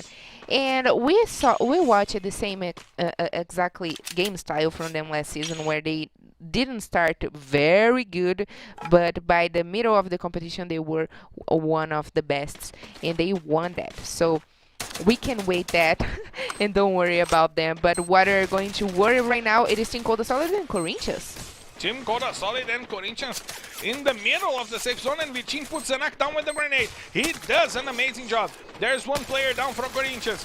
We have to deal with Team Coda Solid right now coming over. Back puts Ousado to the floor once again. K1 tries to bring it back. Bonji is entering the fight as well. K1 puts the first player from Corinthians down. And now Quali is going after Zenak, but look at the Balbal from Zenak! Look at the Balbal from Zenak! Putting Pão down! Vitinho's best tries to bring it back with the Balbal as well, but Romeo brings Nitrox top 10 to that fight. And now there are 4 teams on the same spot. Hazur puts back on the lobby, and now Pão with the Balbal sends Hazur down. There's only Zenak to fight for Corinthians, but there are 2 teams more coming into this fight. Bonji and Nitrox top 10 sandwiching Team Coda Solid, and they know that they will not be able to fight if they keep fighting with Corinthians. They will have to rotate. Now Zenak is going after them. He knows that this is his only hope. He needs to take 2 1v1s, 2 straight duels to kill those 2 players from Team Coda Solid. If he gets targeted by both of them, he will not survive. And now Vitinho's space going after him. He could not isolate those 2 players, and Team Coda Solid is trying to defend themselves as Zenak runs away like a madman. No, he's waiting on the windows. He's trying to take the 1v1s. He's trying to take 1 player at a time. If he can do this, he can win this fight. We see Vitinho XP trying to get the shots on Zenak, but Zenak is just giving some information with the steps outside of the house. He uses the sound of the steps to pass some fake information to the players. And now Vitinho seems to believe that Zenak went for the window. Well, let's see how we'll do this. They got the number advantage, of course, 2 against 1. But I would go with both of my last players over Zenak to finish it. It seems that they're afraid of Nitrox top 10 because they know that Nitrox top 10 That's why they have to bring the fight on the back. But still, it is wise to wait because Nitrox top 10 can come to the back of the house as well. It seems that they are playing for information, but no one is giving them information. That's the biggest problem right now. And Zenak is in the open field trying to find somewhere. Zenak is kind of lost right now because he has nowhere to run. And he runs for the window. He runs for the confrontation, and J8CZ puts him down. Nitrox Top 10 is well aware of that fight, and they are well aware of where Team Coda Solid is. They are in the same spot that they were at the beginning of the game. Both teams facing each other. Nitrox Top 10 lost one player. Team Coda Solid lost two, and now Nitrox Top 10 has the advantage, Carol. Exactly. Even though they are down to 3, they still got the number advantage. They have the advantage of the territory, but I wouldn't doubt of the 2 last players of Team Coda Solid, especially because Vitin is still alive, and we haven't seen that Vitin is doing an amazing job around here with, of course, with Peck. It's not Quali and Pão, but we still got Vitin and Peck. They got no snacks. However, they got Peck and Vitin. Let's see the drops coming in. K1 is looking for some better weaponry. He goes to that side. There was a level 4 Kevlar over there. Ghillie suit. No one took the Ghillie suit. That's a shame, because the Ghillie suit is one of the funniest things in Free Fire. And now Tropa is going after Vivocade, and that got put the first player down from Tropa. But Team Solo Mid has to reposition, and Loud was waiting for that to happen. K1 exchanging the Kevlars and finding Rush over there, but B4 is also coming for that fight. 2 players down from Team Solo Mid, Bob back on the lobby, and Rush also back on the lobby. What seemed to be a good fight for Team Solo Mid is now a nightmare, because Iago puts Napalm back to the lobby as well. Vini XL trying to survive, but K1 will send him back to the lobby, and Team Solo Mid goes out in the 10th place. But now B4 has to deal with the fact that they are in the open field, and Loud has the higher ground. Loud will punish them for that bad rotation. Kronos trying to find the shots on Iago. Meanwhile, Furia, Vivocade and Metagaming are still fighting. Iago down. What a grenade! One using the grenade launcher and putting Kronos down. Kronos will not be helped by its teammates. He's inside of the gas. Noda is also there. He takes damage. Juan is trying to finish him off, and he will guarantee the elimination. As we see Metagaming coming for Memgad, the last player from Furia, who they left alive on the beginning of the match, and General puts Kawe down. Who is the last player remaining for Vivocade? Juan finds the kill with the sight on Noda. And our R7 is trying to bring Bonji back to the game. Metagaming with an incredible day, going after some kills, and Memgad gets the kill on General. Vivocade is out. Memgad getting some points for Furia and remaining alive. B4 is also down because Juan was sent to the floor by the safe zone. Furia now goes down. Good job by Memgad, leaving them on the 6th position. Tropa finding some shots and killing 2 players from Metagaming. Good job by Giga over there with the sniper. We see D3 getting ready with the double vac to go after the last safe zone. We see Bonji controlling the center of the safe zone. That's a good spot for them. And Metagaming with only loss to play, now trying to rotate through this inside of the gas. We see that Tropa is well positioned. Team Coda Solid with 2 players. Nitrox Top 10 with 2 players. Metagaming with 1. And Bonji with 3 players. They have the numbers advantage, and they have the element of surprise, because R7 is not with K1 and Victor. He's wide open to the north of the safe zone, expecting people to come inside of the safe zone. And Bonji will sandwich. No, they will not do this. He just used the car to get closer to its teammates, and now he's using the Grossa to put Pão to the floor. R7 trying to get the kills on Team Coda Solid. He goes all by himself, and Pão once again goes down because of the gas. He will not be lifted. However, he will not give points to Bonji. Good job by Vitin, keeping Pão alive up until the end of the game. Metagaming goes down, and now there are 4 teams remaining. The advantage is in the hands of Bonji.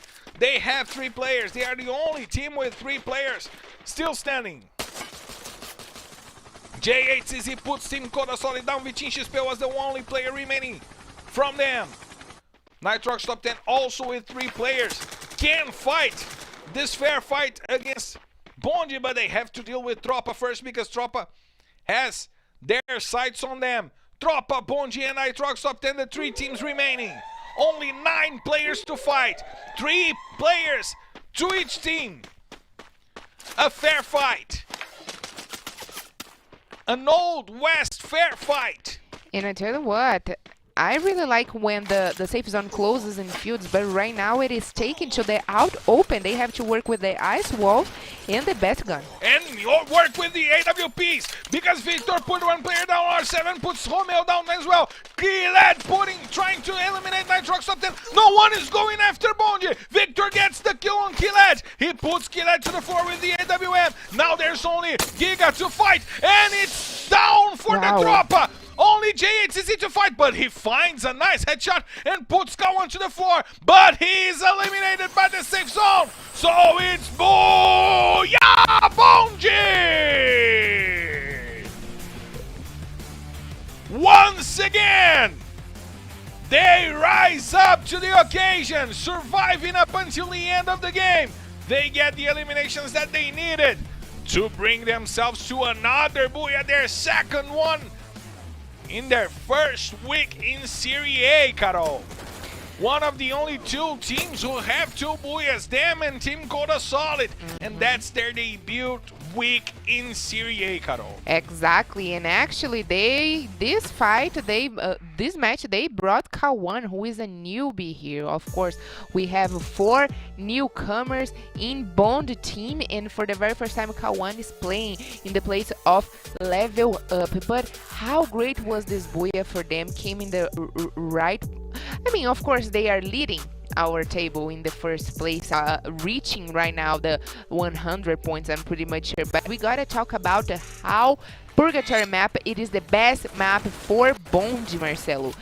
Yesterday, in the 2 maps of Purgatory, they got in the first one the 30th place with 14 points. In the second map of Purgatory from yesterday, they got the Booyah with 29 points. And today, they got 19 points in the first map of Purgatory, and right now, a Booyah with 17 points.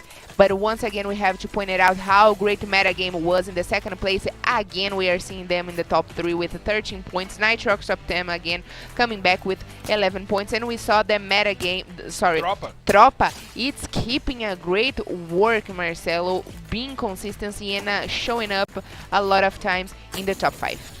And the first game that Loud is not on the first page of the highlights with 6 points. Vivoke doing a good job, and Furia finally getting to 10 points. That's down to 1 player. Down to 1 player. Memgad did it all, and finally they at least get 10. They sum 10 points on the tables, on the standings. What an awful day for Furia to start the season. However, what an amazing weekend for Bonji. Exactly, speechless. These guys are leaving us speechless, and they prove us here today. We don't work only with veterans. We brought Kawan, and he was really good. He helped the team really nice, and I'm really liking game of Bond. And they, of course, too early to say. The first weekend they start really good, and we said yesterday that the first weekend it is for you. It's for help you to rely on your points by the end of the competition, because will help you to at least remain in the top 12. But we can already say they are the favorites of the competition so far, Marcelo. Let's check out how our standings show this to the people, because Bonji is going after the 150 points mark since they got already to the 120 points mark. Team Coda Solid also going after the 100 points mark, doing a good job to start the season. And look at Metagaming and Tropa. They left behind SS Esports, Netshoes, Miners, XD, and Amazon Creeps. 4 teams from Group B are behind them, and that is the balanced comparison. Groups B and C will finish the day with 6 maps played each. So the fair comparison is to compare Groups B and Group C, because Group A will have 12 maps played. So comparing Groups B and C, only Real and Furia are behind Group Group B, the bigger mass of Group B. Yes, exactly. In Metagame and Tropa, they before this last match started, they were in the 50 and the 60 place, and right now they are all the way to the top 12. That's amazing. They are not getting booyahs, but bringing solidness for their squad, for their game, and showing us that not with the booyahs you build great points. And it goes the same, of course, for before that. Yesterday, once again, saying that we put our hopes high on the B4 team, and they are doing a great game today. And Carol, if you check out our standings, there are 4 teams from Group B doing a great job today. Before Loud, Metagaming, and Tropa. Both of them are doing an incredible job. Loud and B4 55 points, Metagaming 51 points with no booyahs. Loud and before had booyahs. Metagaming didn't have one. Tropa with 45 points, only 10 points behind them. No booyahs yet as well, but also an amazing job. If Metagaming sum 1 more point, they'll go over Los Grandes. If Tropa sums 6 points, they will go over Los Grandes. So there will be only one team from Group B that performed better than Group C. That there is Flux, who finished in the 2nd position yesterday, who had an amazing day with 71 points in the day. So those guys are doing such an incredible job that for me it's not unbelievable to think that maybe Fluxo finishes the day behind Loud, behind B4, behind Metagaming, and behind Tropa. Yes, 2 more maps to happen, and a lot of things can happen as well. Like you said, Loud, Metagame, Tropa, they are doing such a great job here today that they can probably finish in the top 5 here today, Marcelo. I'm really excited to see what will happen in the next 2 rounds, because things will get even more interesting. And if yesterday Group A showed us great aggressiveness, today it is the day for Group C, showing us that they are here and they are on for the game. Group C becoming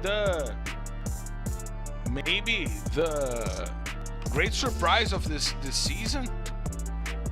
Let's see how this works out, but let's see it after a quick break, because we have to hydrate. We have to clean our bodies for those 2 last maps of the day, and we'll be right back.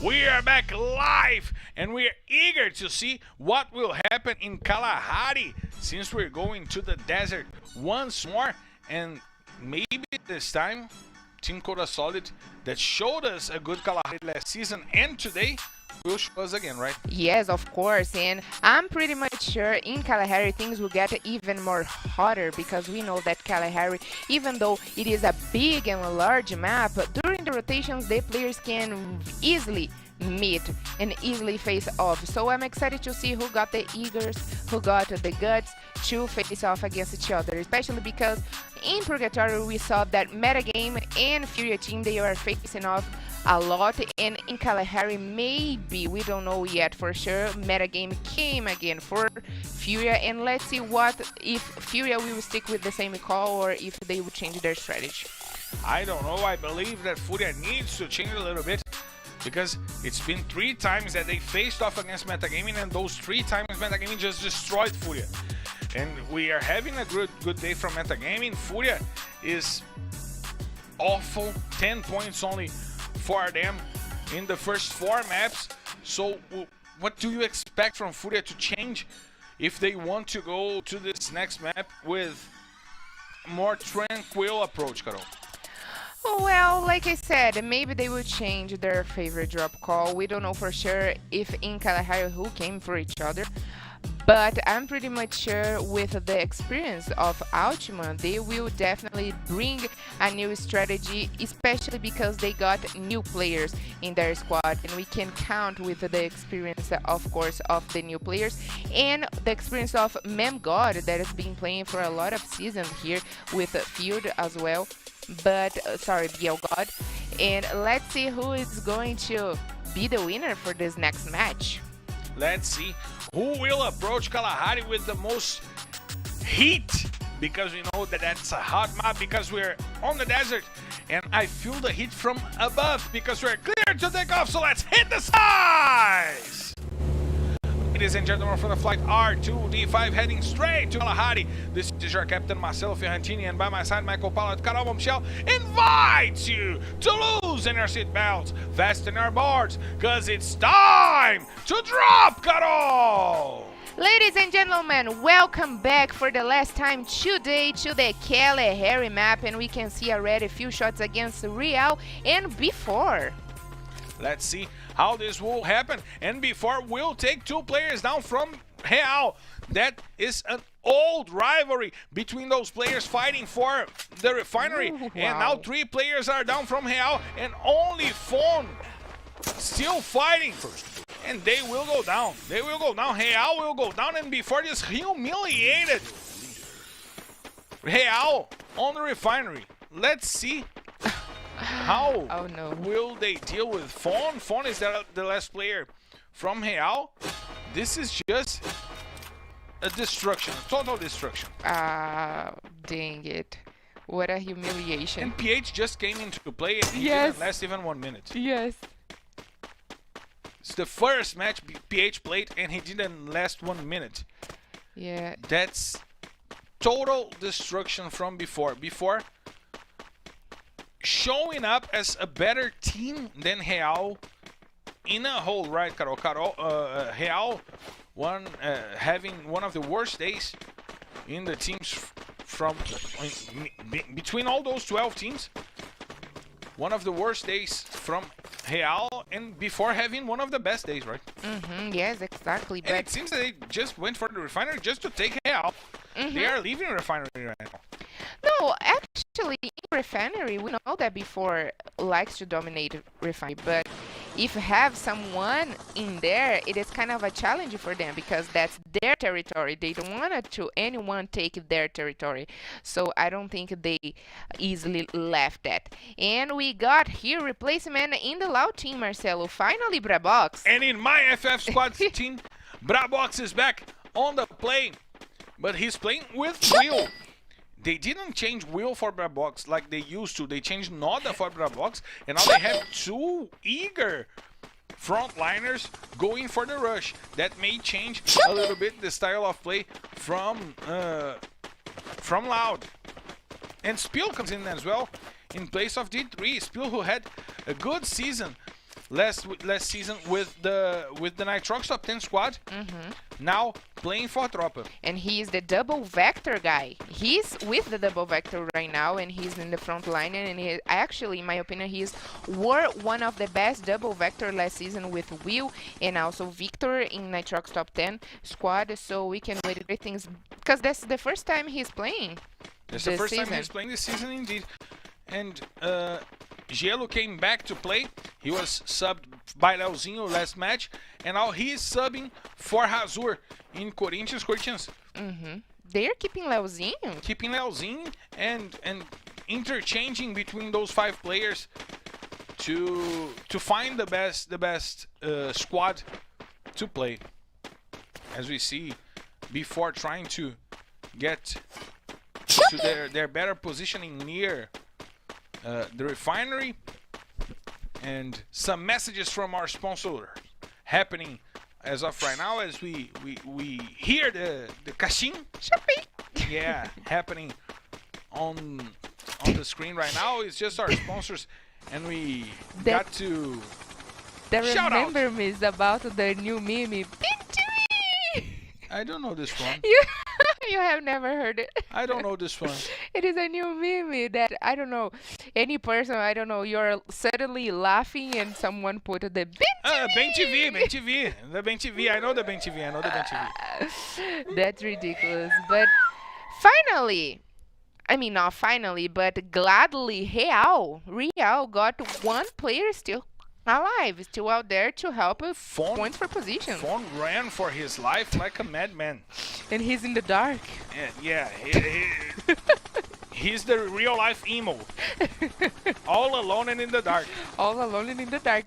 And he's praying right now to not be found. He's not praying, he's listening to Simple Plan. He's listening to, hey, Dad, look at me.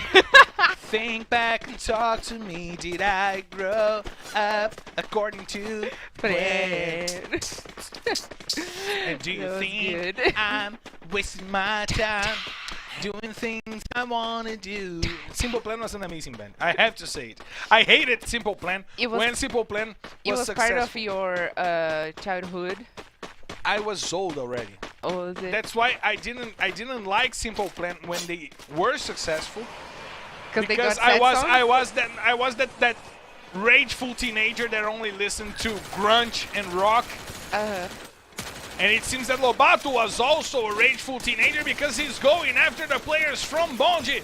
And Victor put him down, but Prozinho brings it back and puts Kawan to the floor. Victor and Prozin fighting for kills over there. 2 players down from before, 2 players down from Bonji. But Bonji finishes off. What an amazing job by Victor, sending 3 players back to the lobby and saving Bonji inside the house. The leaders are still alive to play for this match, but they will have to deal with Loud. Right now, Loud is going after them.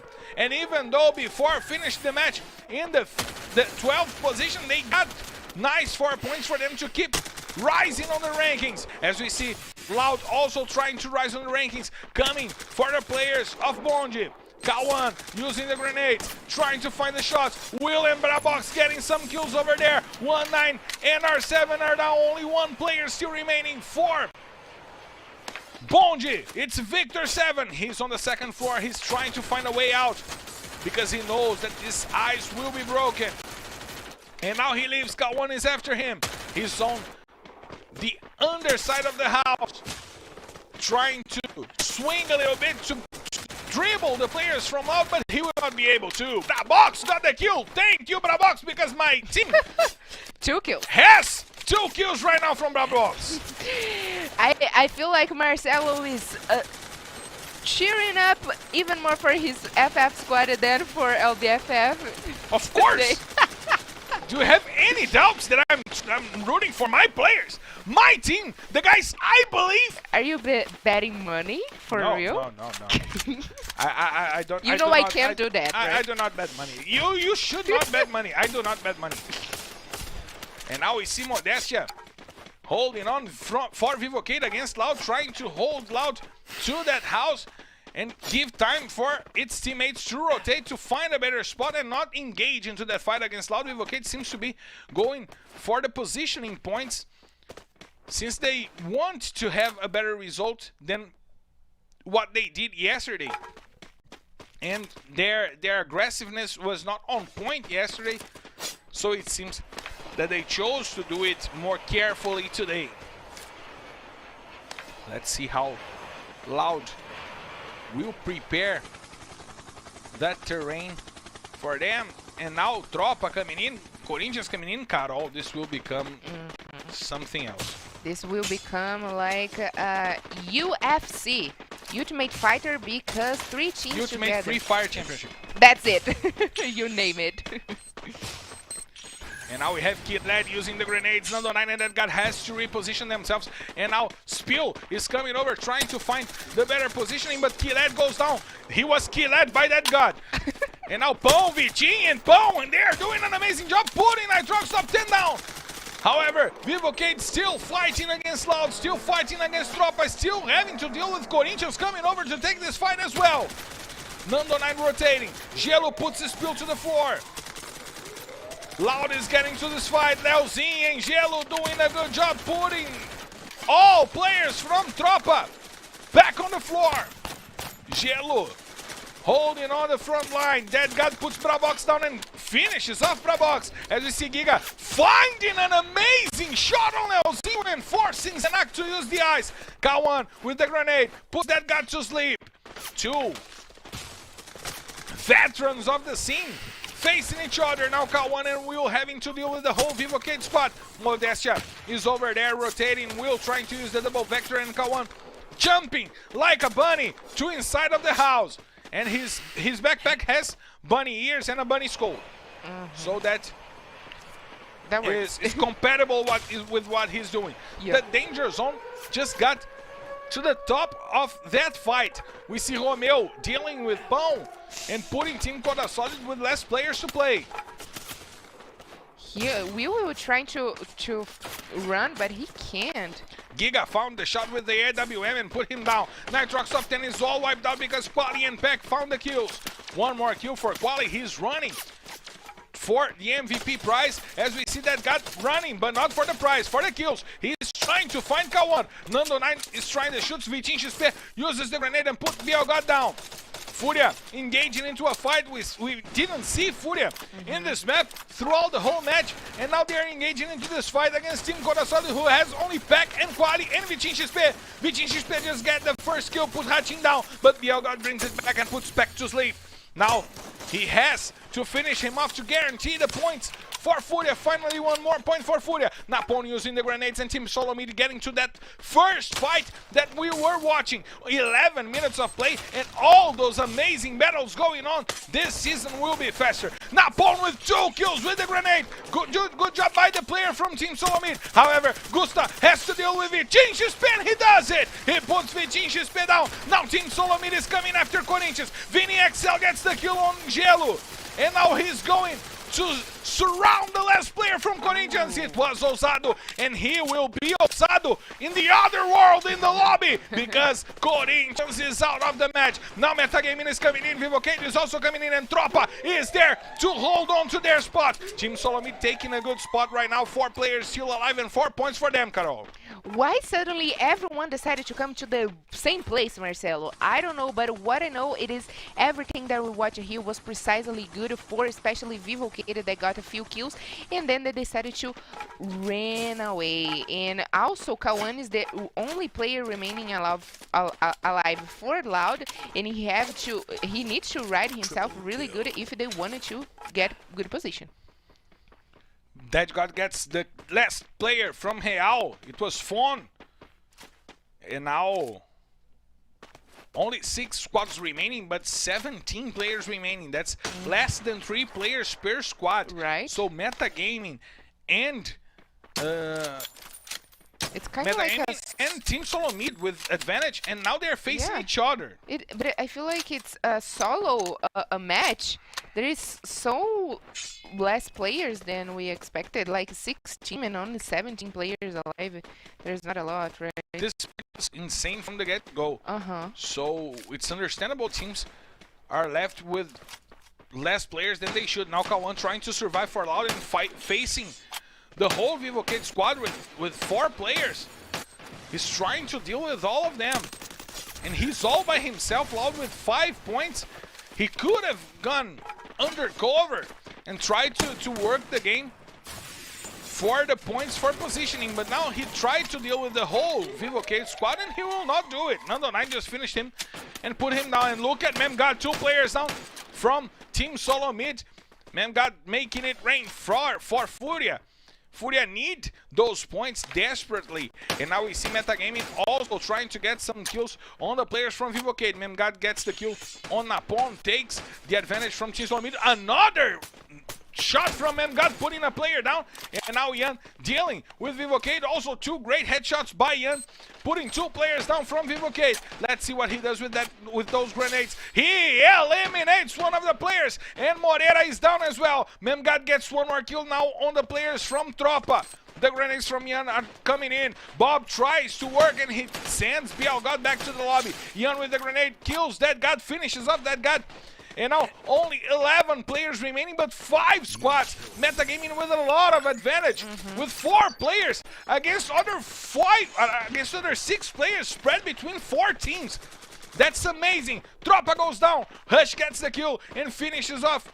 Giga, the last player for Tropa. Another good match by Tropa. Yes. Getting to the 5th position. Metagaming trying to surround the last player from Furiate's Memgod. They have the information on Memgod, but they have to deal with Team Solo Mid as well. That is behind them. Let's see how this rotation from Metagaming will come. They have the information on Memgod. Memgod puts Kawe down. He is an amazing player. He's trying to get the points for Furia, and he probably will. Kawe is down and out. One more point, triple kill from Memgod. Wow. He was responsible for the points of Furia on the last match and on this right match. now. Amazing job by Memgod, and the grenades are coming in. Finally, Furia scoring 10 points in one match. Let's see how will this go. Rush finds Lost and he finishes off Lost. Metagaming is losing their advantage. Team Solomid is coming after them. Rush is over there. He's trying to go and trying to take Yan. He puts Yan down. But he will go down as well because Drax came to help. Drax saving Yan. Now Metagaming have to deal with Nando9. And we've seen Nando9 with a clutch play against Los Grandes last season. Let's see how this will happen. To end this match, the grenades are coming in. He uses 2, 3 of them, 4 of them. He just went for the grenades and he tried the bomb, but it was not enough. So it's Booyah Metagaming to crown an amazing day. Metagaming gets the Booyah. And now, probably, they get their spot on the top 5, Carol. Was about time for Metagame to get this Booyah, Marcelo. They are working so good at their game here today that they were getting closer and closer to get this Booyah. And it was a really good Booyah, 6 points for killing for them. And the first position, 12 in the total of 18, was really good. Vivo Kato once again trying to rise back their points, trying to keep a great and balanced game. And they got the second position, but actually, who made more points than them was TSM, and we have been talking about TSM that they are doing a quite silent game and not going so much, avoiding early battles and not going so heavy against the other teams, and they are doing definitely a great game here today since yesterday, I would say. And Carol, it's important to say what a day by Metagaming. They are in the left side of the table. All 5 maps, they were in the left side of the table, such as Tropa, who is still on the left side of the table. Furia finally having a good job. Loud with another solid matchup. TSM, another solid matchup. This season is showing up to me as what will probably be the most balanced season of the history of LBFF. And if we thought it was last season, this season in the second day are already proving us wrong, Marcelo, because it is definitely very balanced. Of course, in the first weekend we saw most of the team got Booyahs. And today, of course, we still haven't get any double Booyah. 2 teams that got Booyahs yesterday, that was Bond and Team Coda Solid, but it's still great game that we watched yesterday, good game that we are watching here today. And like you said, this season will definitely come to give us more than we like to watch. However, 11 maps played, 9 teams with Booyahs. And what I meant about balance is that throughout the last season, we had some teams that were clearly below the level of other teams. I mean, Team 1 was not in the same level of the other teams throughout the whole season. Pain struggled to keep up. God Unidas struggled to keep up with the best teams. And I don't know, Amazon Creeps yesterday, who did the worst showing between all those teams, still showed up good things, still had good results, still brought the fight to the match. As we saw, Real today is not having a good day. However, they still showed up to the match, they still showed up to play. It's way tighter, the difference in skill between the top teams and the teams who will probably be at the bottom. That difference is not that high as it was last season, right? That's completely right. I couldn't agree more. But I feel like what is making this great difference this season, it is the newcomers. It is the new teams. There is such awesome teams playing this season. Of course, we love the veterans. We love the old teams that compose our 18 teams here. But the new ones bring us such a more desire to watch and be aware of each single things that happen in this game. I'm desiring to see how the standings are as of right now, as they are coming on the screen. Bonji with 123 points. Team Coda Solid approaching the 100 points mark. Vivo Kate taking the third place. Important moment for the Vivo Kate to bring it back, to not let it go out of their hands in their first weeks, keeping up their name in the fight, and Team Solomid getting to the top 5. Important for them. Metagaming with 69 points. They still have one more map to play. They will go after Fluxo, and they will go after that top 5 spot. Throughout the day, they were the best team. They were the team with the most points, and they will go for it, such as Loud and Before. It's important to say that Loud and Before are also having amazing days. It's such a balanced day that we've seen Bonji score a lot of points, Team Coda Solid scoring more than 30 points, Divocade scoring 40 points plus, Team Solomid 40 points plus, and the teams that scored the most are Metagaming, Loud and Before with 59, 56, 69, 65, and 59, Tropa with 52. This is incredible. We're seeing the most balanced Free Fire we could ever see. And if we had a game tomorrow, probably half of all these guys here would be reaching that 100 points in the first weekend, Marcelo. This is amazing. This is just the second day of the season, and it is leaving us speechless, because there's so many things we like to comment, but how great things are going and happening so far, it is amazing us. But what is amazing me right now, it is that in this last match, if I'm not mistaken, Bond only got 3 points because they were 120 points, and right now they're 123. It was not the best map for Bonji indeed. However, they have that lead to try new things, to maybe try to find new strategies, how to play, how to use their teammates. They changed a few players. They brought new faces, brought Kawe to play, and that's a different lineup. They have the space to try. They will probably finish the week in the first position, and they have that space to try new things in the first week.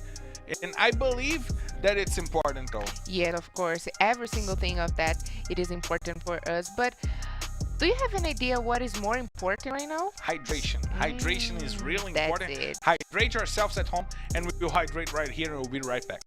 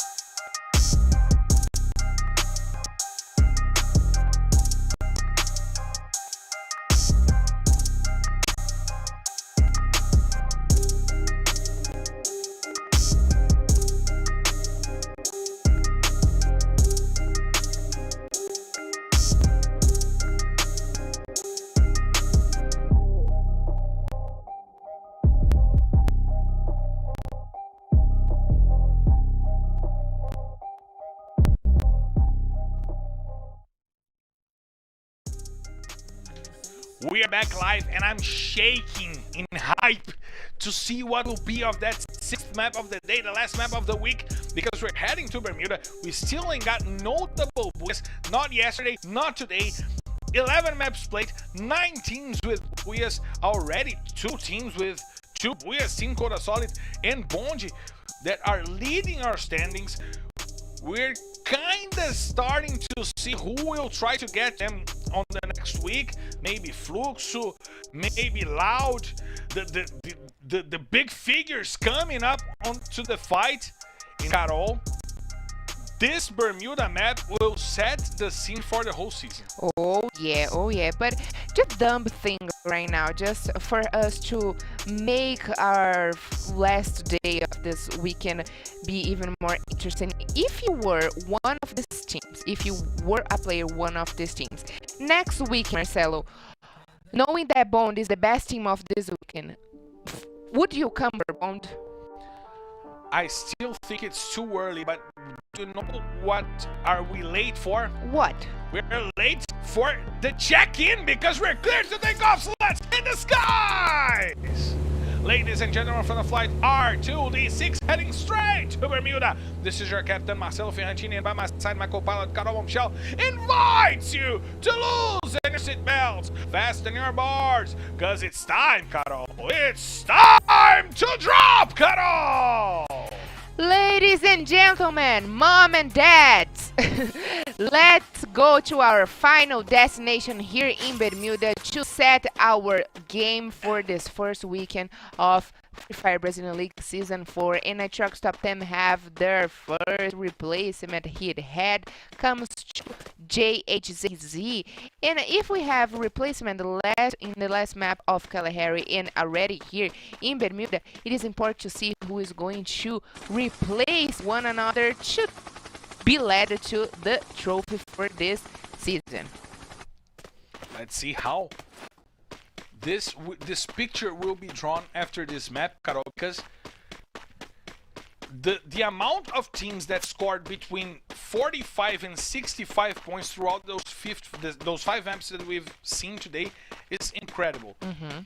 Last season we had teams that went for 80 points, 90 points, yes, and other teams with 10, 20 points in the same day. Now it seems that the amount of points were more distributed. Yes, agreed. And it makes the rankings more balanced and more tight, and it brings more emotions to the game. Yeah, and because we have this big emotion with LBFF since last season, since all the seasons that we have watched, it's because we keep trying to predict things, but we know this is just the first week and there's a lot more things to happen. We saw that last season Los Grandes, they started so good and then they dropped so badly, and I don't want it to be the case of that, but Bond had such a great start this weekend, but we cannot always put our hands on fire. I don't know if that makes sense, but Bond can also drop their performance throughout the whole competition. So we had teams that started with that dominance throughout the season and ended up with their hands out on the air. It was the case of Los Grandes. Exactly. So the only two teams that we saw having a good start and a good finish were Vivocade and Corinthians. And that shows up on that fight. Let's see how Bonji will fare off against B4 Juan, putting 2 players down and finishing up R7. I told everyone that R7 will get only 2 kills today because he was in my team, and that's what happened. R7 is down, Juan finds 1, 9 and 3 players down by Bonji right now. Before came after them, they are trying to get the better positioning, trying to stop the leaders. 2 players down, Kawan and Victor is still alive. Let's see how they will face off against Juan, Iago, Lobato, and Prozin. Victor used the chrono to stay alive, but he will not stay alive for a long time. Lobato put the olive inside of his brain, and now there's only 1 player alive. Kawan tries to ruin the party for before, but that will be not enough. Iago with the Babal sends him crying to the lobby. And the day just finished for Bond with no points, Carol. 0 points for Bond. That's very sad for them that start the weekend very good. They will finish with 122. Still the best team of the weekend, we can say. Not the best team of the day, though, that yesterday they were the best team of the day. But anyway, great start. Let's try next weekend again, have the same performance that we did. And for the very first time, I'm seeing Vivo Kid here in Bimazaki. Last season, of course, they would come in a row too. They dominated Bimazaki Strip, but this is the first time today I'm seeing them here. And it's important for them to establish the game that he had last season. They were dominant. They were amazing to watch that season. It seems like a slow start for them. Last season we had Fluxo, Corinthians, Los Grandes, Vivocade with a good start. And it seems like a really slow start for Vivocade right now. They will have to face off against the sensation of the day, Metagaming. And let's see how they will fare off in this fight. In Metagaming, need to be very careful because we haven't seen a couple times in a row that teams that get booyahs, they are so confident and full of themselves that they go straight back to the lobby in the next match. So they have to be aware, trying to keep their points. They came from a very great match where they got their booyah, and right now they precisely need to be a little bit more careful. But if I'm not wrong, right now maybe the next safe zone will take us to the sides of Bimazaki, Clocker Tower, and that's why we can see most of the teams regrouping there. Let's see how this fight between the newcomers, Team Solomid and Tropa, will fare off, how this will happen in this matchup. Let's see how Spill tries to get the shots on Vini. Excel over there, but Giga will be the one trying to surround the players from Team Solomid. They are well spread. They don't seem easy to be flanked right now. Good positioning by Team Solomid, led by Napon. He is the one doing the front line. Moreira tries to surround it, and Bob puts Skillet to the floor. Now Moreira will have to change his rotation to bring it back, but Bob goes down as well. The grenades are coming in, trying to save Skillet. The whole squad is trying to save Skillet. If a grenade gets there, it will make such a mess. But Giga sends Rush to the floor, and Napon killed himself with the grenade. Team Solomid just destroyed itself. Was that on purpose? No! He tried to use the grenade, and he hit the ice. Oh, okay. So he used the grenade fermentation, but when he threw it, it came back to him, hit the ice. I thought it was on purpose because he was the last player, and then he won. No, he was not the last. No.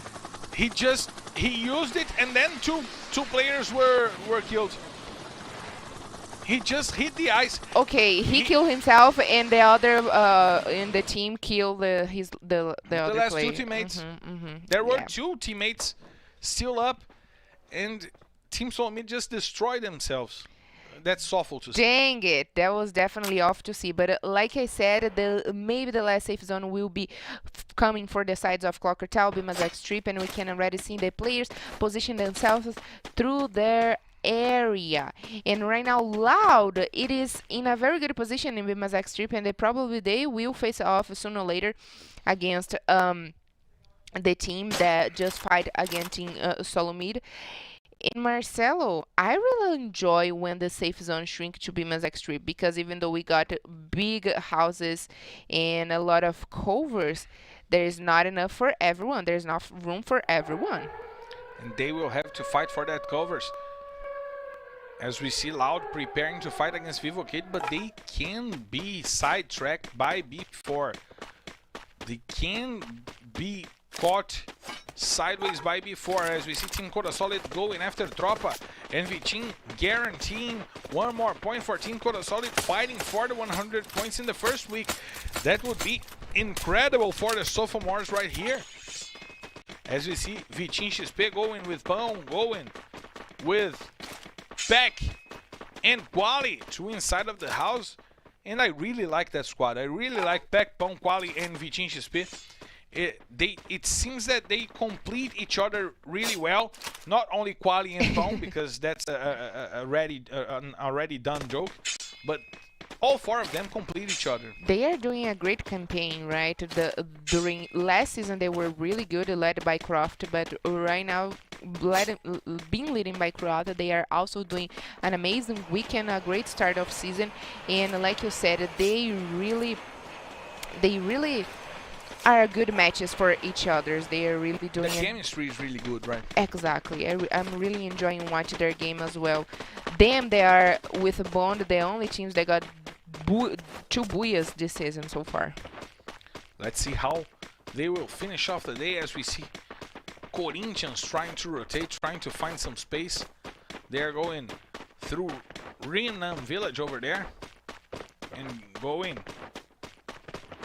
rotating near the safe zone, right, Carol? They chose to play the rotation near their safe zone, going to the hangar. And actually, Corinthians, they are not in a bad position in our table right now. They are actually okay, but for a team that were always in the first place last season, it mess ups with their head a little bit. And like you said, they are playing a little bit safe, out of the safe zone right now. And who got the middle of the safe zone? It is Loud, but they don't get a lot of covers. They are in the out open, over the bridge as well, so they have to work so hard if they wanted to get kills and position. And you talked about Corinthians being okay. It's strange to see a team that last season was always amazing being just okay to start the season. I understand you. It's kind of off to see that, and it's kind of off to see Furia, a team that was always okay last season, being bad this season. It seems that they didn't take the changes all that well. Do you think, okay, getting the example again of Corinthians and using again Bond, it is a new team here, but with veterans that have played last season. And Corinthians got the exactly same squad except for Leozin. What is the difference between these two teams? Because they got a very engaged squad, Corinthians. And Bond, they have to learn about each one Develop chemistry. They develop chemistry, exactly. And what I see from Corinthians is that they are trying to reinvent the wheel. They knew what to do last season. They did it with perfection. They did it to perfection. And this season they are trying to change the way they play to get together with a meta game that does not work for that squad. That's what it seems to me. Corinthians was not a good team when they tried to go over other teams. They were an amazing team holding their space, holding their ground. So do you think they are holding back their game? No, I think they're trying to change a game that they should not change. They're trying to adapt themselves to a meta game that is not good for them, instead of adapting their game to the meta game. Yeah, that's possible. That's true. Let's see how Kawe finds those shots. He put that guy to the ground, and now they will go after Vivocade. Lost already, put Modestia down, already put Modestia back to the lobby. Now Ian uses the grenade and tries to find the shots on Nando 9 that got in General. And the players from Vivocade defend themselves inside of the hangar.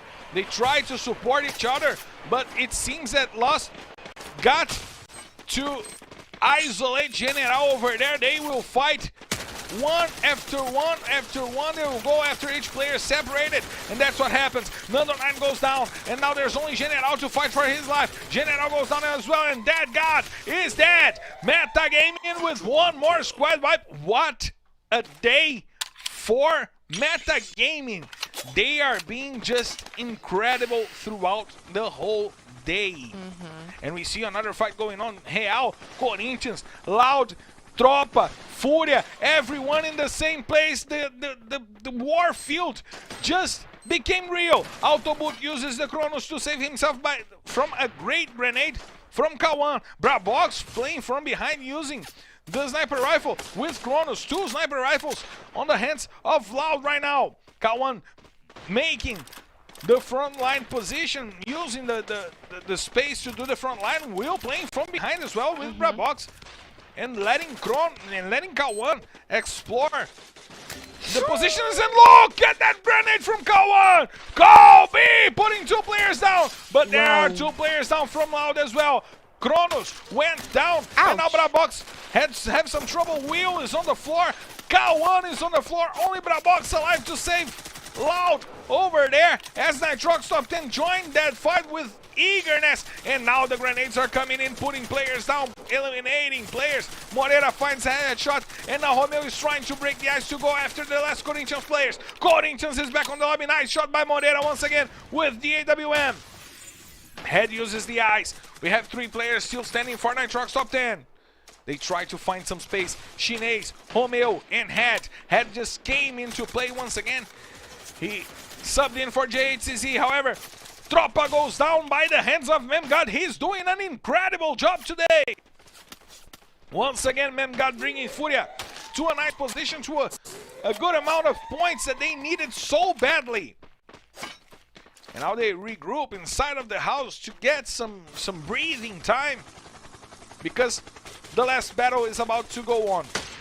Brabox is about to go down, Loud is out of the match, and Real is also in the center of 5 teams, and with no space to cover themselves, they will have some trouble to keep themselves alive. Romeo trying to find the shots on the players from before. Peck puts Thiago to the ground, Peck puts Lobato to the ground as well.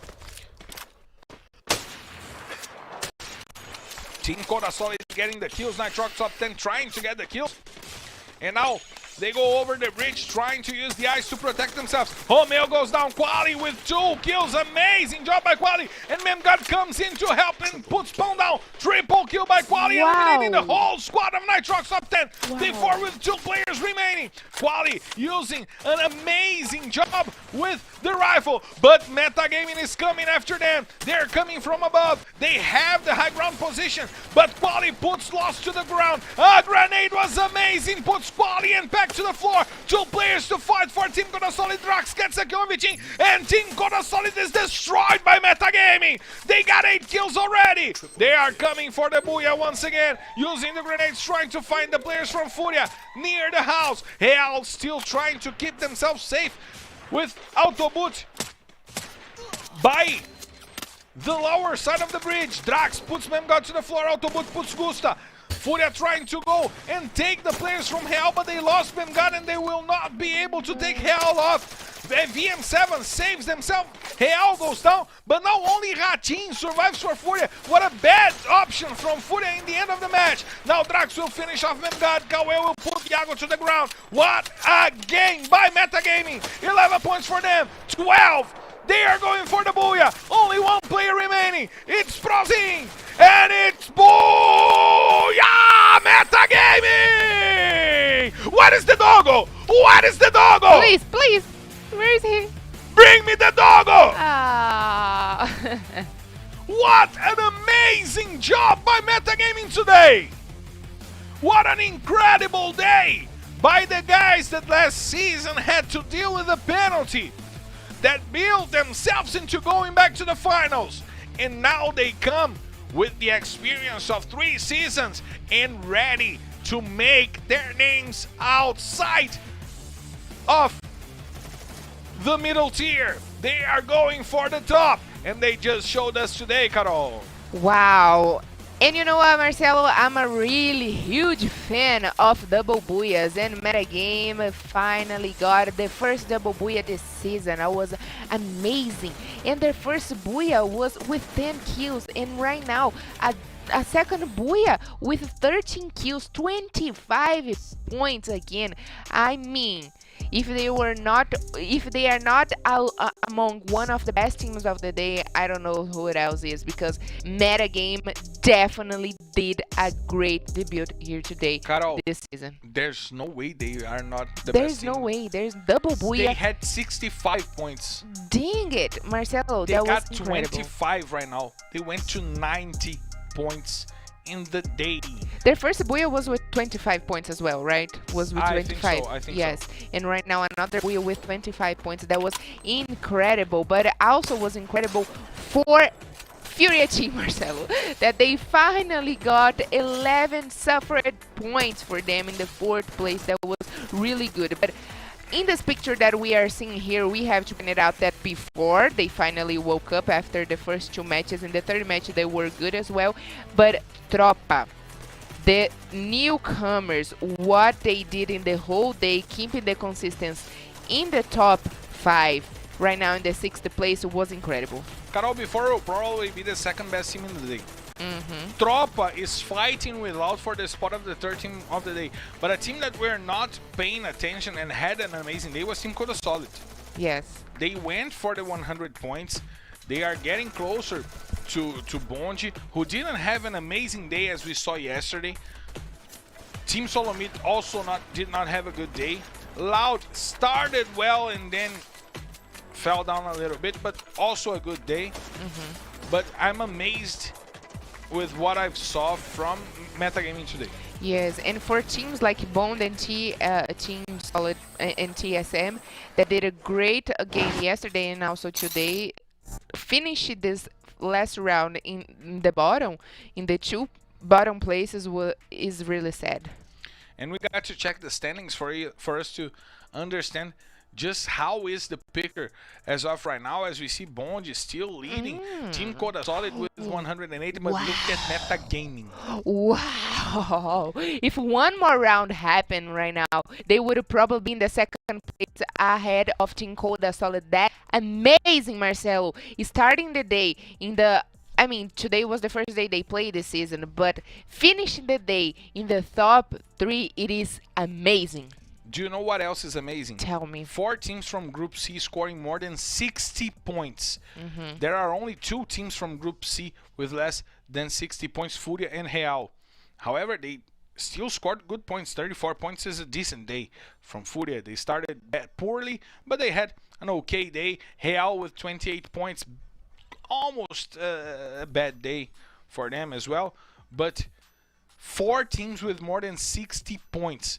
That's insane to think. We have Metagaming going for 94 points. That's insane. Before the 2nd team that scored the most points with 75. Yesterday, Bonji was the best team with 79 points. And before is the 2nd team with 75. Loud is the 3rd with 71. This is getting so tight. This is getting so believably crazy that I'm desperate to see what will happen throughout the season. Yes, I'm definitely down to it as well, Marcelo, because this weekend definitely let us so speechless. But Marcelo, if yesterday you guessed with no doubt who were the best team of the day, who were the best team of the day today? Do we need to say it? Do we need to say it's of course Metagaming? Who is the best team of the day? It's of course Metagaming. Wow. 94 points. That's unbelievable. That's a lot, Marcelo. That's a lot. 94 points. Actually, we had yes, it is the best round of metagame in LBFF history. I mean, in LBFF 5, nobody passed over 90 points. And right now, in the 2nd day of the 6th season, 94. Their first day. Their first day, exactly. Their debut in Season 6. It's the highest sum of points since round 4 in LBFF Season 4. That's amazing. Yan with 14 kills, Drax 12, Lost with 11, and Kawe with 6. And what's amazing is that Kawe was one of the top killers last season. It was round 10 from LBFF Season 4. I'm sorry, just correcting. But Kawe was one of their main killers last season, and he just got 6 kills today. You say, okay, 6 kills is okay. He was the last one. And I tell you what, both of the team, the players here today, Ian and Drax, they were the 2 players with more kills in the whole day. we will check this out right after the best team of the day in the highlights of the day, because there is another player as well that is Iago, sorry, from before, but Drax and Ian from metagame showing up in the individual kills. It is everything. But like Marcelo said, most points and most kills together with a metagame before, and I was not sure about Loud because Tinko da Solid and Tropa as well did a great game here today. But those 71 points from Loud came from the first 3 maps. They had an incredible first 3 maps with the Booyah to start the day. But before was, once again, the same thing that we said last season. Before started last season, not scoring too much points when they didn't score Booyahs. And then the tables turned. They started being so consistent that they got 25, 26 points with no Booyahs. Do you recall that match in Kalahari? Yeah. Where they got 25 points without a Booyah? That they are doing the same thing to start the season. They got only 1 Booyah. That's okay. Yeah. That sums for them 12 points, and the kills, let's say 20 points. They got 75. And they were the second team in score today. Because the first was metagaming with an absurd 94. Vivocade did not do it when they had a game with more than 30 points. Yes, that was amazing, unbelievable. But I want to know, Have you ever seen the rank? the MVP list. That's what I was going to, Marcelo, because the kill leaders still remain with the R7 player from Bond, followed by Victor from Bond. But 2 different players showing up in our MVP today to finish the weekend. Vitin XP, which we expected to see sooner or later. Ian from Metagame, and General, weirdly, but is still remaining here. General being the main Yeah, via of kills for Vivocade. I couldn't see much of him. Of course, he's doing that. He's doing a good game for Vivocade, for sure. He's always been doing that. But specifically today, the highlights were not over Vivocade, of course.